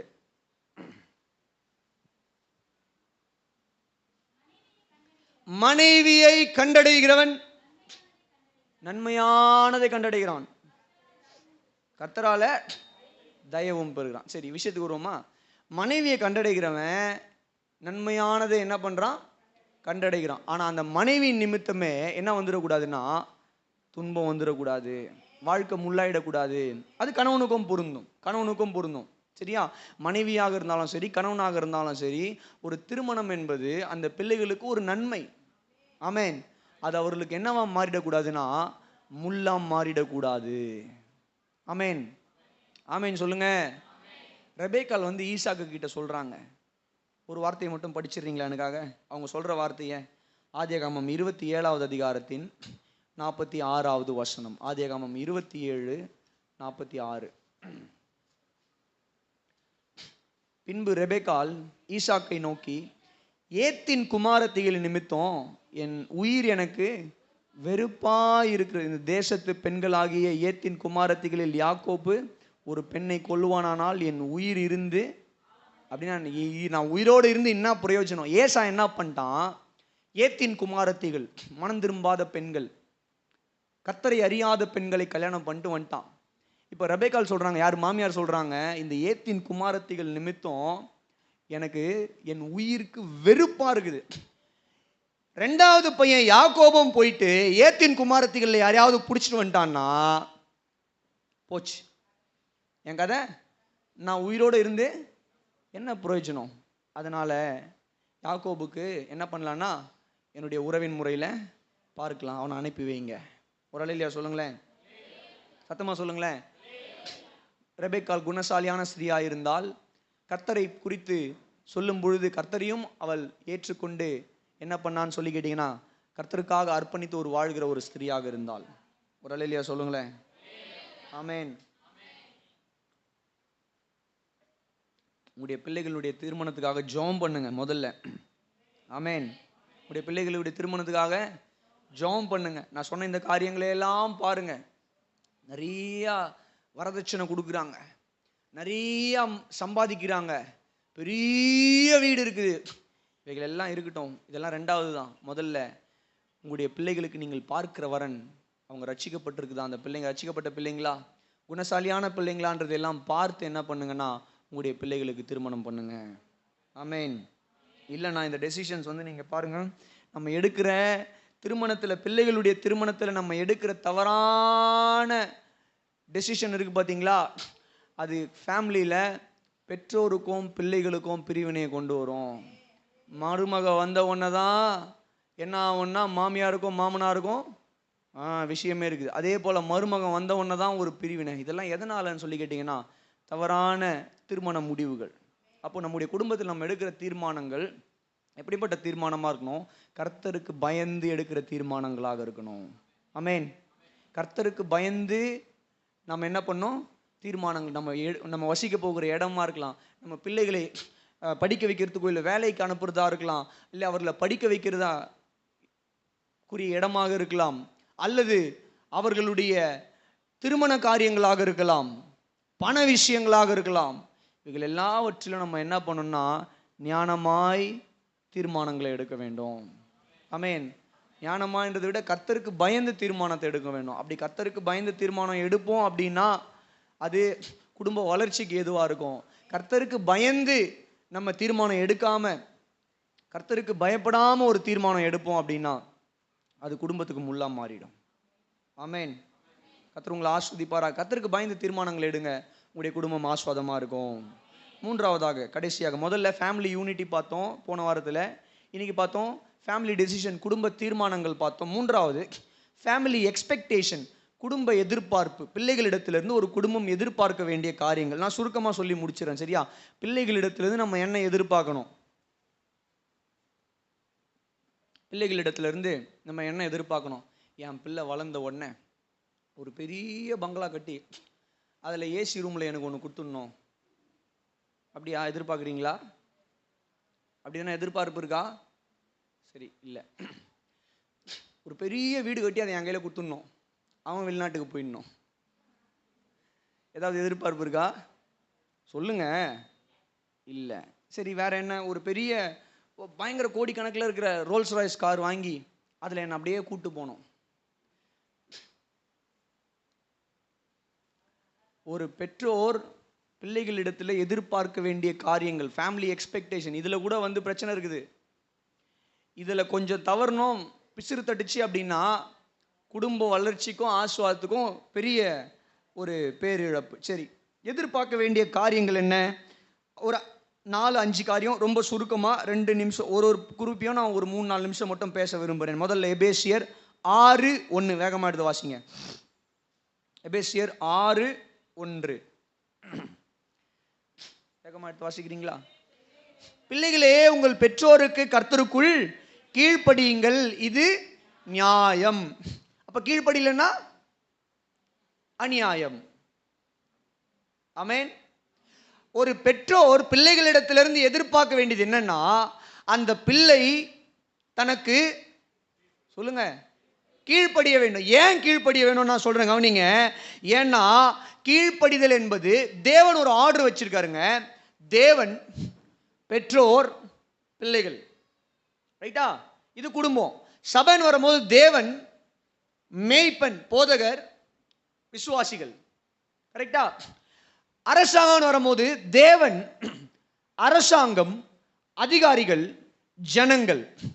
ஒரு படிப்பு இன்ஸ்டிடியூஷன் வரும்போது தேவன் உச்சத்தில் இருக்கிறாரு, அடுத்ததாக பெற்றோர், அடுத்ததாக ஒரு இன்ஸ்டிடியூஷன், அடுத்ததாக அந்த இன்ஸ்டிடியூஷன்ல இருக்கிற ஆசிரியர்கள், மாணவர்கள், கரெக்டா? தேவன் ஒரு ஆர்டர் வச்சிருக்கிறார், ஒரு ஆர்டர் வச்சிருக்கிறாரு. இந்த ஆர்டர் நீங்க பாத்தீங்கன்னா ஒரு கட்டமைப்பு. ஒரு அலையிலியா சொல்லுங்களேன், சத்தமா சொல்லுங்களேன். அது ஒரு கட்டமைப்பு. ஆண்டவர் 1 சாமுவேல் 15வது அதிகாரத்தின் 22வது வசனத்துல சாமுவேல் மூலமா சவுலுக்கு ஒரு வார்த்தை சொன்னாரு. நான் உன்னுடைய பலிகளை பார்க்கிலும் கீழ்ப்படிதலையே விரும்புகிறேன். ஆமென். கீழ்ப்படிதலே உத்தமம், கீழ்ப்படிதலை விரும்புகிறேன். அப்போ தேவன் பாருங்க எதை விரும்புகிறார்னா கீழ்ப்படிதலை விரும்புகிறார். ஏன் பெற்றோருக்கு பிள்ளைகள் கீழ்ப்படிய வேண்டுமானால், தேவன் இந்த உலகத்தில் பெற்றோரை தான் பிள்ளைகளுக்கு அதிகாரியாய் வைத்திருக்கிறார். அல்லேலூயா. தேவன் பெற்றோருக்கு, பிள்ளைகளுக்கு பெற்றோரை அதிகாரியாய் வைத்திருக்கிறார். அவர்கள்தான் அந்த பிள்ளைகளை வளர்க்கிறவர்கள். அவர்கள் தான் அந்த பிள்ளைகளை பாதுகாக்கணும், போஷிக்கணும், அந்த பிள்ளைகளை வழி நடத்தணும். கவனிங்க, அந்த பிள்ளைகளுக்கு சின்ன வயசுல தேவசித்தம் அறிய தெரியுமா? இப்போ என் பிள்ளை இருக்கிறான், அவனுக்கு தேவசித்தம் அறிய தெரியுமா? தெரியாது. அப்ப அவனுக்கு தேவசித்தத்துக்குள்ள நடத்தணும்னா அவனுக்கு பயன்படுத்துறது, அவனுக்காக பயன்படுத்தப்படுறது யாருன்னா நான் தான், நானும் என்னுடைய மனைவியும். புரியுதா உங்களுக்கு? அப்ப அவன் எனக்கு கீழ்ப்படிஞ்சாதான் அவனுக்கு தேவசித்தம் என்ன இந்த வயசுல அப்படின்றத எங்கள் மூலியமாய் தேவன் அவனுக்கு நிறைவேற்றுகிறார். பிள்ளைகளும் நல்லா கவனிங்க. வாலிப பிள்ளைங்க, சிறு பிள்ளைங்க இருக்கிறீங்கன்னா, ஏன் உங்க பெற்றோருக்கு நீங்க கீழ்ப்படியணும்னா, சில விஷயம்லாம் உனக்கு புரியாதுமா தம்பி, உனக்கு புரியாது ராஜா, உனக்கு போதுமான அளவுக்கு முதிர்ச்சி இருக்காது, போதுமான அளவுக்கு ஞானம் இல்லை, போதுமான அளவுக்கு அறிவு இல்லை. ஏன் பெற்றோருக்கு கீழ்ப்படியணும், பெரியோருக்கு கீழ்ப்படியணும்னா, மிக முக்கியமாய் பெற்றோருக்கு ஏன் கீழ்ப்படியணும் அப்படின்னா, ஏன்னா உங்களுக்கு வழி தெரியாது, உங்களுக்கு போதுமான அளவுக்கு ஞானம் இல்லை, போதுமான அளவுக்கு அறிவு இல்லை. தேவ சித்தத்தையும் தேவ வழிநடத்தலையும் உன்னுடைய பெற்றோர்கள் மூலியமாய் தான் தேவன் உனக்கு கொடுக்கிறார். ஆமென். அப்போ நீ பெற்றோரை உதாசனப்படுத்தும் போது தேவன் காட்டுற வழியை உதாசனப்படுத்து. நல்லா கவனிங்க, பெற்றோர் நல்லா கவனிங்க. உங்க பிள்ளை உங்களுக்கு கீழ்ப்படியலைன்னா, தேவன் உங்கள் மூலியமாய் அந்த பிள்ளைகளுக்கு காட்டுகிற வழியை, தேவன் உங்கள் மூலியமாய் அவர்களுக்கு வெளிப்படுத்துகிற சித்தத்தை அவர்கள் உதாசனப்படுத்தி தட்டி கழிச்சுட்டு போறாங்க அப்படின்னு அர்த்தம். புரியுதா? புரிஞ்சவங்க மாத்திரம் ஒரு அலையிலேயே சொல்லுங்க. நல்லாவே வரலையா? அல்லேலூயா. அப்போ பிள்ளைகள் பெற்றோருக்கு கீழ்ப்படியணும். அவர்களிடத்துல நம்ம எதிர்பார்க்க வேண்டிய விஷயம் என்னன்னு கேட்டீங்கன்னா கீழ்ப்படிதல். ஆமென். உங்களிடத்துல நம்ம எதிர்பார்க்க வேண்டிய விஷயம், எந்த பிள்ளைங்க பெற்றோருக்கு கீழ்ப்படிந்து பெற்றோர்களை மதித்து பெற்றோர்களை கனம் பண்ணுதோ. நீங்க பாருங்க, தேவன் பழைய ஏற்பாட்டில் 10 கட்டளை கொடுத்தாரு, கரெக்டா? அதுல 2 கட்டளை ஃபேமிலி ஓரியன்டான கட்டளை. ஒன்று என்னன்னா, உன் தகப்பனையும் உன் தாயையும் என்ன பண்ணுவாயாக 10 கட்டளையில் நல்லா கவனிங்க. நம்ம எதை இப்போ படிச்சுட்டு இருக்கிறோம்? குடும்ப வளர்ச்சிக்கு பிள்ளை வளர்ப்பின் பங்கு, கரெக்டா? பழைய ஏற்பாட்டில் தேவன் இஸ்ரவேலுக்கு கொடுத்த 10 கட்டளையிலேயே 2 கட்டளை ஃபேமிலி ஓரியன்டானது. அதில் ஒன்று உன் தகப்பனையும் உன் தாயையும். எந்த பிள்ளை தகப்பனுக்கும் தாய்க்கும் கீழ்ப்படிந்து வளருதோ அந்த பிள்ளை தகப்பனையும் தாயும் கனம் பண்ணும். அந்த பிள்ளை தகப்பன் தாயினுடைய கடைசி காலத்தில் அவர்களை பார்த்து கொள்ளும். புரியுதா உங்களுக்கு? இந்த வயசுல அந்த பிள்ளைகள் அந்த பிள்ளைகள் எடுத்து நீங்கள் எதை எதிர்பார்க்கணும்? கீழ்ப்படிதல் எதிர்பார்க்கணும். கீழ்ப்படியாமல் போகும்பொழுது அவர்களுக்கு சிக்ஷை கொடுங்க. ஆமென். அவர்கள் கீழ்ப்படிவதற்கு என்னெல்லாம் செய்யணுமோ அவைகளெல்லாம் செய்யுங்க.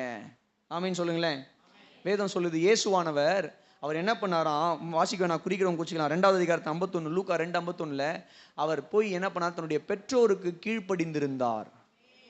He was subjected to his parents. இயேசுவே பெற்றோருக்கு கீழ்ப்படிந்தார். கடைசி நாட்களில் பாருங்க, அவர் சிலுவையில் தன்னுடைய உயிரை மாய்ப்பதற்கு முன்பதாக யோவானை பார்த்து சொல்றாரு, அதோ உன் தாய், அதோ உன் மகன், ஸ்திரீயே அதோ உன் மகன் சொன்னாரா இல்லையா?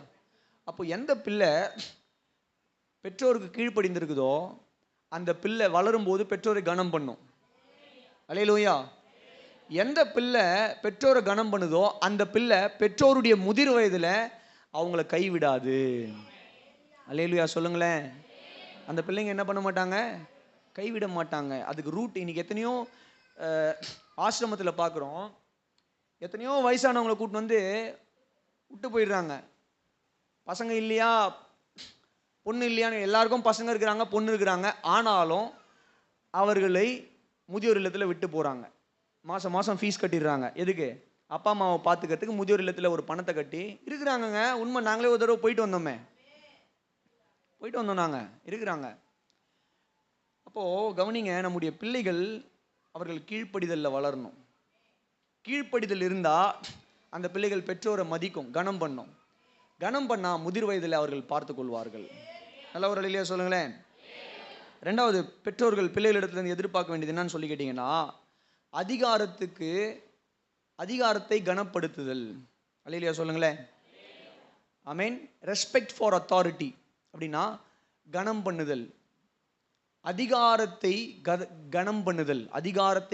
அப்படின்னா இப்போ நம்ம முன்னாடி சொன்ன இல்லையா, தேவன் ஒரு படிநிலையை வச்சிருக்கிறார். ஒரு சபைன்னு எடுத்துக்கிட்டா தேவன், சபை மக்கள் இல்லையா? ஒரு குடும்பம் எடுத்துட்டா தேவன், பெற்றோர், பிள்ளைகள் இல்லையா? ஒரு இன்ஸ்டிடியூஷன் நீங்கள் எடுத்துட்டீங்கன்னா தேவன் இருக்கிறாரு, பெற்றோர் இருக்கிறாங்க, இன்ஸ்டிடியூஷன் அதிகாரிகள் இருக்கிறாங்க, ஆசிரியர்கள் இருக்கிறாங்க, மாணவர்கள் இருக்கிறாங்க. ஒரு கவர்மெண்ட் எடுத்துக்கிட்டா தேவன் இருக்கிறாரு, தேசத்தை ஆளுகிறவர்கள் இருக்கிறாங்க, அதிகாரிகள் இருக்கிறாங்க, அதுக்கு கீழே குடிமக்கள் இருக்கிறாங்க. கரெக்டுங்களா? இதுதான் ஒரு ஆர்டர். அப்போ ஒரு பிள்ளை இடத்துல நம்ம எதிர்பார்க்க வேண்டியது என்னன்னா, தேவன் வைத்திருக்கிற இந்த கட்டமைப்புக்கு அந்த பிள்ளை மதிக்கணும், கீழ்ப்படியணும். ஆமென். அந்த அதிகாரத்தை மதிக்கணும். சொல்லுங்க, சத்தமாக தான் சொல்லுங்க. நீங்க வாசிக்கிறவங்க வாசிக்கோங்க. ரோமர் 13வது அதிகாரத்தின் முதல் 2 வசனம் மட்டும் வாசிங்களேன் எனக்காக. யாராவது வேகமாக எடுத்து வாசிக்கிறீங்களா? ரோமர் 13:1-2. எந்த மனுஷனும் மேலான அதிகாரம் உள்ளவர்களுக்கு கீழ்ப்படிய கடவன், ஏனென்றால் தேவனாலே அன்றி ஒரு அதிகாரமும் இல்லை, உண்டாயிருக்கிற அதிகாரங்கள் தேவனாலே நியமிக்கப்பட்டு இருக்கிறது. ஒரு அல்லேலூயா சொல்லுங்களேன். எந்த மனுஷனும் மேலான அதிகாரத்துக்கு கீழ்ப்படியணும். அல்லேலூயா சொல்லுங்களேன். அப்போ ஒரு பிள்ளையினிடத்தில் நம்ம எதிர்பார்க்க வேண்டியது என்னன்னா, அந்த பிள்ளை பெற்றோரை மாத்திரம் கனம் பண்ணக்கூடாது, அந்த பெற்றோருக்கு மாத்திரம் கீழ்ப்படிந்து கனம் பண்ணக்கூடாது. அந்த பிள்ளை போகிற ஸ்கூல்ல டீச்சர்ஸை, ஆசிரியர்களை, அங்க இருக்கிற அதிகாரிகளை அந்த பிள்ளை மதிக்கணும், கீழ்ப்படியணும். அந்த பிள்ளைங்க காலேஜுக்கு போகும்போது அவங்களுக்கு பாடம் எடுக்கக்கூடிய ப்ரொஃபஸர்ஸை, அதிகாரிகளை மதிக்கணும். அந்த பிள்ளை தேவன் இந்த பூமியில் நமக்கு வைத்திருக்கிற கட்டமைப்பு, அதிகாரிகள் இருக்கிறாங்க, நமக்கு மேலே இருக்கிற அதிகாரிகள், அவர்களை என்ன பண்ணணும்னா மதிக்கணும், கீழ்ப்படிந்து இருக்க வேணும். ஒரு ஆஃபீஸில் வேலை செய்யறதுக்கு போது கீழ்ப்படியாத பிள்ளை என்னங்க பண்ணோம்? ஒரு வேலைக்கு போகும்போது சண்டை போட்டு மேனேஜரை சட்டை பிடிச்சிட்டு வரும். அவன் என்ன பண்ணுவான்? போடா வேலையை விட்டு துரத்துவான். எவ்வளோ திமிரு இருந்தால் சூப்பர்வைசர் மேலேயே கையை வைப்பியா நீ? மேனேஜர் மேலேயே சட்டை பிடிப்பியா நீ? அவன் மேலேயே கையை வைப்பியா? போகிற இடத்துல நிலைக்காது. கீழ்ப்படிதல் இல்லாத பிள்ளை மேலான அதிகாரத்துக்கு மரியாதையும் கீழ்ப்படிதலையும் கொடுக்காத பிள்ளை எந்த இடத்துலையுமே வேலை செய்ய முடியாது. போகிற இடத்துல எல்லாம் சண்டை போட்டு தான் வரும். அதே போல் எந்த பிள்ளை பெற்றோருக்கு கீழ்ப்படியாம மரியாதை கொடுக்காம போகுதோ அந்த பிள்ளை நிமித்தமாய் குடும்பத்தில் பிரச்சனை வரும், பிளவுகள் வரும். எந்த பிள்ளை படிக்கிற இடத்துல ஆசிரியர்களை மதிக்கலையோ, இன்னைக்கு நீங்கள் பாருங்கள் வாட்ஸ்அப்லையும் யூடியூப்லையும் கடந்த நாட்கள் ஒரு சில நாட்களுக்கு முன்னாடி நான் பார்த்தேன், ஏதோ ஒரு பையன் வாதியாரை சிங்கிள்ஸ் கூப்பிட்றான். வரியா சிங்கிள்ஸு, எப்படி அடிப்பேன் பார்க்குறியா, உன்னை விட மாட்டேன், எப்படி நீ வீட்டுக்கு போகிற, மிரட்டுறான் பயங்கரமாக வாதியாரை. அவர் பாவம் அம்மாஞ்சி வாதியார் போல இருக்குது, அப்படியே ஒரு மாதிரி நின்று இருக்கிற. எங்கள் காலத்தில் இருக்கிற வாதியாரெலாம் வந்து பயங்கரமான டேஞ்சரஸான ஆளுங்க. நீங்கள் அவங்களெல்லாம் முறைச்சிட்டீங்க வச்சுக்கோங்களேன், கூப்பிட்டு என்னடா முறைக்கிறேன் வாங்கி வா, என்ன முறைக்கிறேன், பலார்னு விடுவாங்க. கண்ணுக்கு நல்லா நோண்டுருவேன் போ. இன்னைக்கு பாருங்க அந்த பிள்ளைங்க, நாங்கெல்லாம் டேய் பிடி சார் வராருடா, விசில் அடிக்கிறாரா, தூரத்தில் வராரா, பைக்கில் வராறான்ட்டா போதும் ஓடுவோம், தெரிச்சு ஓடுவோம். ஏன்னா கையில் ஒரு கொம்பு வச்சிருப்பாங்க பாருங்க, பெரம்பு போட்டு சுற்றுனாங்கன்னா 360 டிகிரியில் சுற்றுவாங்க. அடி டப்பால் டப்பால் பட்டாசு அடிக்கிற மாதிரி விழுவோம், அடி தெரிச்சு ஓடுவோம். என்டையர் பெரிய கிரவுண்டு, கவர்மெண்ட் ஸ்கூலில் நான் படித்தது, கும்பலாக ஜனங்க மன்னிக்கணும் பிள்ளைங்க விளையாடிட்டு இருப்பாங்க. சும்மா பிடி சார் விசில் அடிச்சுட்டு குச்சி எடுத்து, அவர் பார்க்குறதுக்கே நல்லா கோலியாத் மாதிரி இருப்பார், விசில் அடிச்சு குச்சி எடுத்துட்டு வந்தாருன்னா அடுத்த 5 நிமிஷத்தில் கிரவுண்டு கிளியர் ஆகிடும். இன்னைக்கு அப்படியா? இன்னைக்கு அப்படி கிடையாது. என்னன்னா முறைக்கிறானுங்க, நீ ஸ்கூலை விட்டு வெளியே வா, உன்னை என்ன பண்ணுறேன் பார்க்குறியான்றான். நீ ஸ்கூலை விட்டு வெளியே வா, உன்னை என்ன பண்ணுறேன் பார்க்குறியா? காலி பண்ணுறோம் ஏரியா பசங்களை கூப்பிட்டு வந்து காலி பண்ணுருவேன். அப்போ கவனிங்க, இந்த மாதிரியான பிள்ளைங்க நீங்கள் பார்த்தீங்கன்னா படிக்கிற இடத்துல படிக்காது, கெட்ட பேர் தான் வாங்கிட்டு வரும், வீட்டுக்கு பிரச்சனையோடு தான் வருவாங்க. ஸ்கூல்லேருந்து கம்ப்ளைண்ட் வரும், உங்கள் பையன் அடங்க மாட்டான், டீச்சரை கையை பிடிச்சி இழுத்துட்டான், டீச்சரை முறைச்சிட்டான், டீச்சரை அடிக்கிறதுக்கு போகிறான், பிரின்சிபல் கிட்ட கெட்ட வார்த்தை பேசுகிறான், சரியில்லை, இவனுக்கு டிசி கொடுக்க போகிறோம். அதிகாரத்துக்கு கீழ்ப்படியாத பிள்ளைகளினுடைய எதிர்காலம் கஷ்டம்.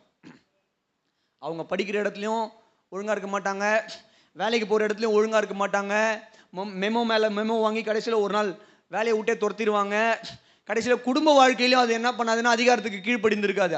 அப்பா சொல்கிறதையும் கேட்காது, அம்மா சொல்கிறதையும் கேட்காது, மாமனார் சொல்கிறதையும் கேட்காது, மாமியார் சொல்கிறதையும் யார் சொல்கிறதையும் கேட்காது. கடைசியில் அது நரகத்துக்கு தான் ஓடி போகும். பிள்ளைகள் இடத்துல நம்ம எதிர்பார்க்க வேண்டிய விஷயம், முதல்ல இந்த பிள்ளைங்க நமக்கு கீழ்ப்படியணும், ரெண்டாவது அதிகாரத்துக்கு கீழ்ப்படியணும். ஆமென். மேலான அதிகாரத்துக்கு கனமும் கீழ்ப்படிதலும் கொடுக்கிற பிள்ளைகளாக இருக்கணும். ஆமென். இதெல்லாம் பிள்ளைகள் கிட்ட இருந்து எதிர்பாருங்க. இதெல்லாம் இல்லைன்னா அந்த பிள்ளைகள் கிட்ட நம்ம தான் அந்த பிள்ளைகளுக்கு அவைகளை சொல்லி கொடுக்கணும். அவர்கள் கற்றுக்க மாட்டேன் அப்படின்னாங்கன்னா 2வது பிரசங்கம் சிச்சை. ஆமென். அதனால தான் நான் முன்னாடியே சிச்சையை போட்டேன்.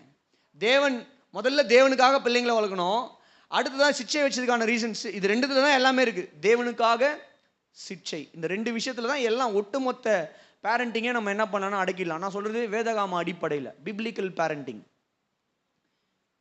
பிள்ளைகள் பெற்றோருக்கு கீழ்ப்படியணும், மேலான அதிகாரத்துக்கு கீழ்ப்படியணும், மேலான அதிகாரத்தை மதிக்க கற்றுக்கொள்ள வேண்டும். இந்த பிள்ளைகள் தான் அவர்கள் ஆசீர்வாதமான பிள்ளைகளாக இருப்பாங்க. இல்லைன்னா இவர்கள் நிமித்தமாய் குடும்பத்துக்கு பிரச்சனை. சரியா? 3வது இந்த பிள்ளைகள் இடத்துல எதிர்பார்க்க வேண்டியது என்னன்னு சொல்லி கேட்டிங்கன்னா ஒழுக்கம். ஆமென். இந்த பிள்ளைகளிடத்தில் நம்ம எதிர்பார்க்க வேண்டியது என்னது சொல்லுங்க? ஒழுக்கம். ஒழுக்கத்தை எதிர்பார்க்கணும். அந்த பிள்ளைகள் பொறுப்புள்ளவர்களாக இருக்கணும். ஆமென். ரெஸ்பான்சிபிலிட்டி அண்ட் அக்கௌண்டபிலிட்டி, பொறுப்புள்ளவர்களாக இந்த பிள்ளைகள் இருக்கணும்னு எதிர்பார்க்கணும். அதே நேரத்தில் இந்த பிள்ளைகள் எந்தவித மோசமான தவறான பழக்கங்கள் இந்த பிள்ளைகளுக்கு வந்துடக்கூடாது. ஒழுக்கமுள்ள ஒரு பிள்ளையா இது வளரணும். ஆமென். சொல்லுங்க. ஒருத்தரும் இல்லையா? சொல்ல மாட்டீங்களா? ஏன்னா நம்ம யாரும் அதை எதிர்பார்க்கறது இல்லையா? எதிர்பார்க்குறீங்களா? எதிர்பார்க்கறது இல்லையா? உங்கள் பிள்ளைங்க கிட்ட இருந்து எதை எதிர்பாருங்க? ஒழுக்கத்தை எதிர்பாருங்க. அவன் கோடி கோடியா சம்பாரிச்சு கொடுக்கணும்னு எதிர்பார்க்காதீங்க. இதெல்லாம் ரெண்டாவது தான், வேணும் தான். பிள்ளைங்க சம்பாரிச்சு கொடுக்கணும், நமக்கு இருக்கிற பிரச்சனையில் அவங்களுடைய பங்கும் இருந்தால் நல்லா இருக்கும், இதெல்லாம் தேவை தான். அதெல்லாம் அடுத்தடுத்து வச்சுக்கோங்க. முதல்ல அந்த பிள்ளைங்க ஒழுக்கத்தில் வளருதா, ஒழுக்கத்தை எதிர்பாருங்க. அந்த பிள்ளைகளிடத்துல நல்ல வார்த்தைகள் அந்த பிள்ளைங்க பேசுகிறாங்களா, நல்ல வழியில் அந்த பிள்ளைகள் நடக்கிறாங்களா, ஆமேன், பொறுப்புள்ள பிள்ளைகளாக இருக்கிறாங்களா. வேதத்தில் பொறுப்புள்ள பிள்ளைகளெல்லாம் வாசிக்கிறோம். தாவீது தன்னுடைய தகப்பனுடைய ஆடுகளை பொறுப்பாய் அவன் என்ன பண்ணான், மேய்த்தான், பாதுகாத்தான். சிங்கம் வந்தப்போ, கரடி வந்தப்போ தன் உயிரே போனால் தன் உயிரை பணைய வச்சு அப்பா கொடுத்த வேலையை செஞ்சான். என்ன வேலை? அப்பா கொடுத்தாரு, டே இந்த ஆடுகளை எல்லாம் நீ தான் பார்த்துக்கணும். ஆமேன். பொறுப்பா இந்த ஆடுகளை பார்த்துக்கிட்டான் தாவீது. அல்லேலூயா சொல்லுங்க. ஆண்டவர் ஒரு ஓமை சொன்னார். 2 பிள்ளை இருந்துதான் ஒரு மனிதனுக்கு. அதுல டேய் போய் வயலில் இந்த வேலையை முடிச்சுட்டு வாப்பா அப்படின்றாரு. முதலானவன் சொல்றான், அப்பா நான் போறேன்ப்பா அப்படின்றான். ஆனா அவன் போகவே இல்லை. இன்னொருத்தர் சொல்றான், பாப்பா வேற வேலை இல்லை, எனக்கு வேற வேலை இருக்குதுப்பா, என்னால் முடியாதுப்பான்றான். ஆனா என்னால் முடியாதுன்னு சொல்லிட்டு போனான் பார்த்தீங்களா, அவன் செஞ்சுட்டு வந்துட்டான். நான் செய்யறேன்னு சொன்னான் பாருங்க, அவன் செய்யல. இதுல யார் பொறுப்பானவன்? வேலை செஞ்சவன் தான். அவன் முடியாதுன்னு சொன்னாலும் என்ன சொன்னாலும் எவன் வேலை செஞ்சானோ அவன் சிந்திச்சிருக்கிறான். என்ன சிந்திச்சிருக்கிறான்?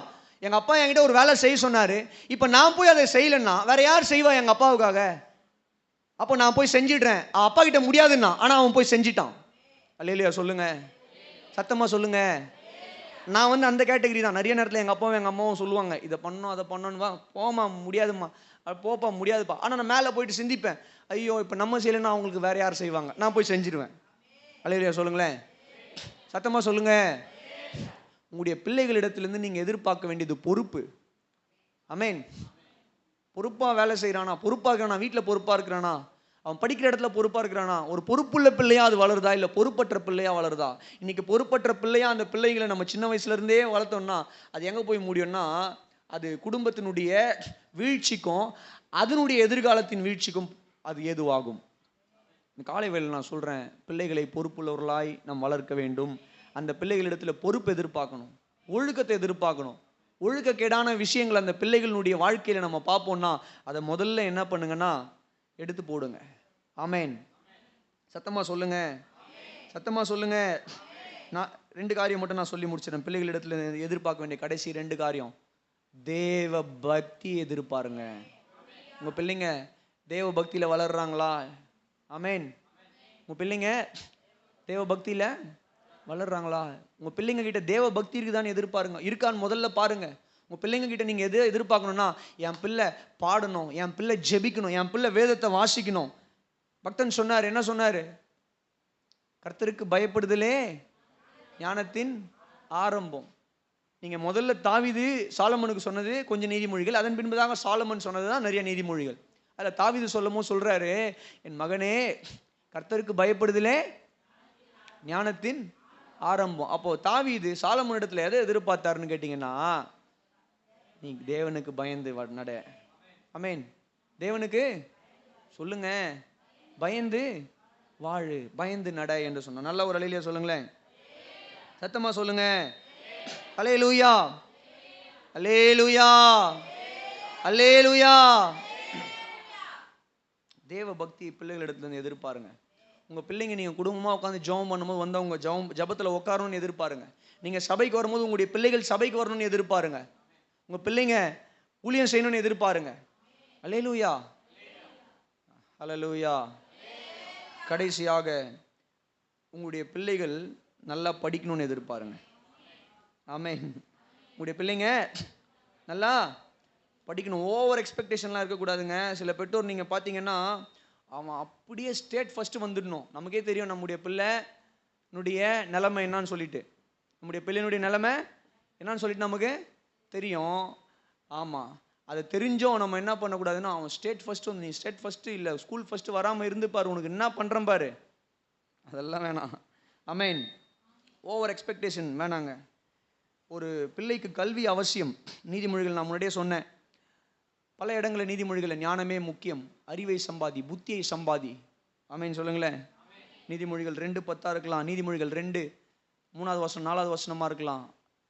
கர்த்தர் உங்களை ஆஸ்வதிப்பாராக. அந்த பிள்ளைகளுக்கு கல்வி முக்கியம், அந்த கல்வியை கொடுங்க. ஆமென். நான் போன வாரத்தில் சொன்னேன் இல்லையா, எல்லா பெற்றோருக்கும் சொல்கிறேன் பாருங்க, பங்கு விஷயம் சொன்னேன்.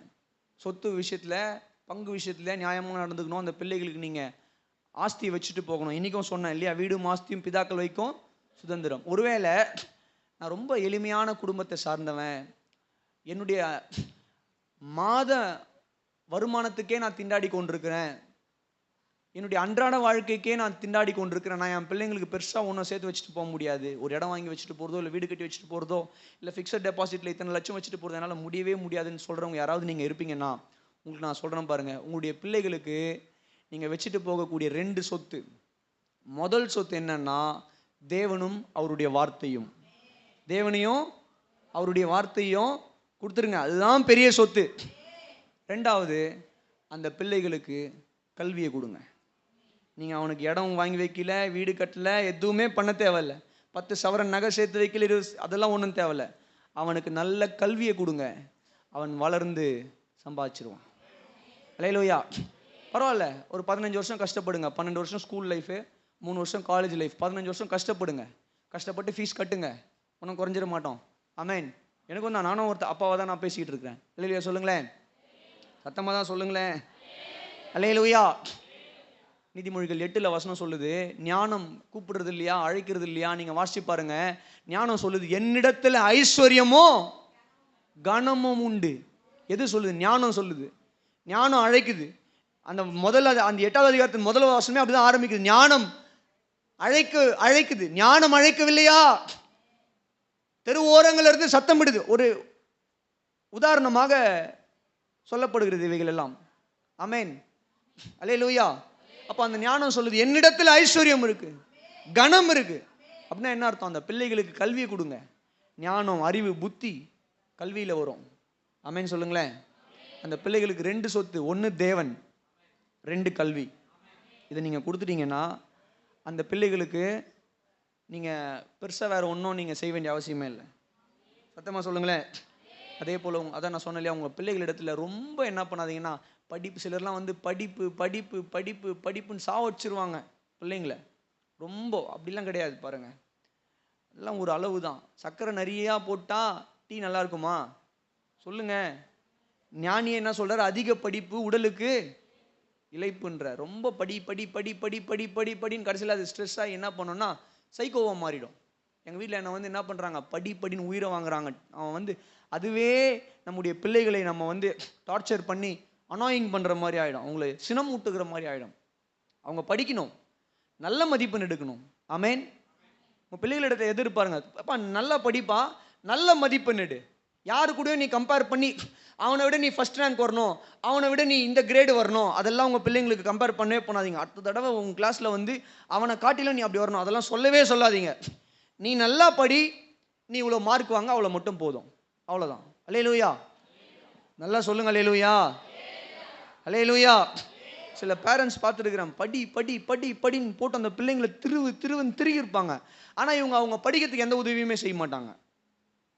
அவங்க படிக்கிறதுக்கு எந்த உதவியுமே செய்ய மாட்டாங்க. ஆனால் அந்த பிள்ளை படித்து என்ன பண்ணணும்னா ஸ்டேட் ஃபர்ஸ்ட் வந்துடணும், இந்தியாவிலே போய் கோல்டு மெடல் வாங்கிடணும், இதை வாங்கிடணும், அதை வாங்கிடணும் அப்படின்னு என்ன பண்ணுவாங்க, எதிர்பார்ப்பாங்க. அதெல்லாம் வந்து நீங்கள் பாருங்கள், இதெல்லாம் நம்ம பிள்ளைகளிடத்தில் தவிர்க்க வேண்டிய காரியங்கள் இதெல்லாம். அப்போது இப்போ நான் சொன்ன காரியங்கள் பிள்ளைகளிடத்தில் நாம் எதிர்பார்க்க வேண்டிய காரியம். என்ன எதிர்பார்க்கணும்? அந்த பிள்ளைகள் நமக்கு கீழ்ப்படுகிறது எதிர்பார்க்கணும். அந்த பிள்ளைங்க அதிகாரத்துக்கு கீழ்ப்படியணும், அதிகாரத்தை மதிக்கிறதுக்கு கற்றுக்கணும். அந்த பிள்ளைகள் நீங்கள் பார்த்தீங்கன்னா ஒழுக்கத்தில் வளரணும். அந்த பிள்ளைகள் தேவ பக்தியில் வளர்கிறதுக்கு எதிர்பார்க்கணும். அந்த பிள்ளைகள் நல்லா படிக்கணும்னு எதிர்பார்க்கணும். ஆமேன். அல்லேலூயா சொல்லுங்களேன். சொல்லுங்களேன். நல்லா படிக்கணும். நல்லா படிப்பு வரல அப்படின்னா கூட சரிப்பா, நீ ஓரளவுக்கு படித்தா கூட போதும், ஆவரேஜாக நீ படித்து பாஸ் பண்ணி எனக்கு போதும். ஆமேன் சொல்லுங்க. அல்லேலூயா.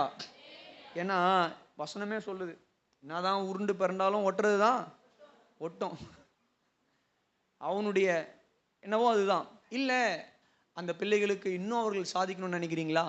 ஜெபம் பண்ணுங்க, ஜெபம் பண்ணுங்க. ஃபெயில் ஆகிற பிள்ளைங்களாம் இருக்கிறாங்க, ஐயோ வருத்தமாகுது பிரதர் நீங்கள் இப்படி பிரசங்கம் பண்ணீங்கன்னு நினைக்கிறீங்க. ஃபெயில் ஆகிற பிள்ளைங்களுக்கெல்லாம் நீங்கள் கவலைப்படாதீங்க, ஜெபம் பண்ணு. ஒருவன் ஞானத்தில் குறைவுள்ளவனாக இருந்தால் யாவருக்கும் சம்பூர்ணமாய் கொடுக்கிறவரும் ஒருவரும் கடிந்து கொள்ளாதவருமாகிய தேவனிடத்தில் கேட்க கடவன். ஜெபம் பண்ணுங்க. கத்தர் உங்கள் பிள்ளைங்களை பாஸ் பண்ண கிருபை தருவார், நல்ல மதிப்பெண்கள் எடுக்க கிருபை தருவார். ஆனால் ஓவராக என்ன பண்ணாதீங்கன்னா பிள்ளைகளை எக்ஸ்பெக்ட் பண்ணி அந்த பிள்ளைகளை நம்ம என்ன பண்ணக்கூடாதுன்னா நச்சரிக்கக்கூடாது. கர்த்தர் உங்களை ஆஸ்வதிப்பாராக. நல்ல ஒரு அல்லேலூயா சொல்லுங்களேன்.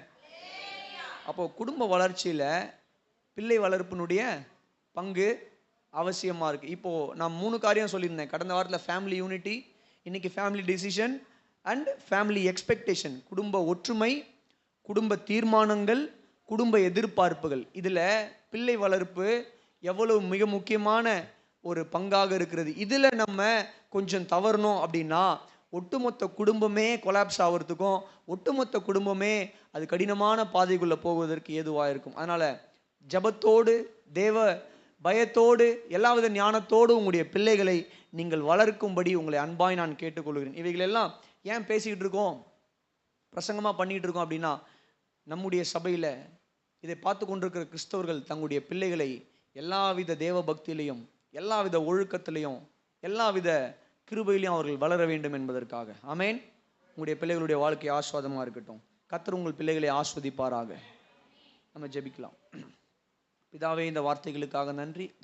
இந்த வார்த்தைகளை கேட்ட ஒவ்வொருவரையும் ஆஸ்வதிங்க. இந்த வார்த்தைகள் வந்திருக்கிற ஒவ்வொருவருக்கும் பிரயோஜனமுள்ளதாக இருக்க கர்த்தர் கிருபை தாங்க. இந்த வார்த்தைகளை கேட்டுக்கொண்டிருக்கிற எங்களுடைய இருதயங்களில் ஆண்டவரே மாற்றங்கள் தேவைப்படுமானால் கர்த்தர் எங்களுடைய இருதயங்களில் மாற்றங்களை கொண்டு வரும்படியாய் ஜெபிக்கிறோம். நீர் கொடுத்த பிள்ளைகளை நாங்கள் ஞானமாய் வளர்க்க, நீர் கொடுத்த பிள்ளைகளை நாங்கள் தகப்பனே எங்களுடைய குடும்பங்களில் ஞானமாய் வளர்க்க கர்த்தர் எங்களுக்கு கிருபை தருவீராக. பிள்ளைகளை ஆஸ்வதிங்க. இங்கே இருக்கிற ஒவ்வொரு பிள்ளைகளையும் ஆஸ்வதிக்கும்படியாய் ஜெபிக்கிறோம் ஆண்டவரே. நன்றி செலுத்துகிறோம். பலப்படுத்துங்க, எங்களை தாழ்த்தி அர்ப்பணிக்கிறோம். கர்த்தர் எல்லா கனமும் மகிமையும் எடுத்துக்கொள்ளுங்க. இயேசுவின் மூலம் ஜெபிக்கிறோம் எங்கள் நல்ல பிதாவே. ஆமென். கரங்களை உயர்த்தி நல்ல ஒரு அல்லேலூயா சொல்லுவோமா? அல்லேலூயா, அல்லேலூயா, அல்லேலூயா.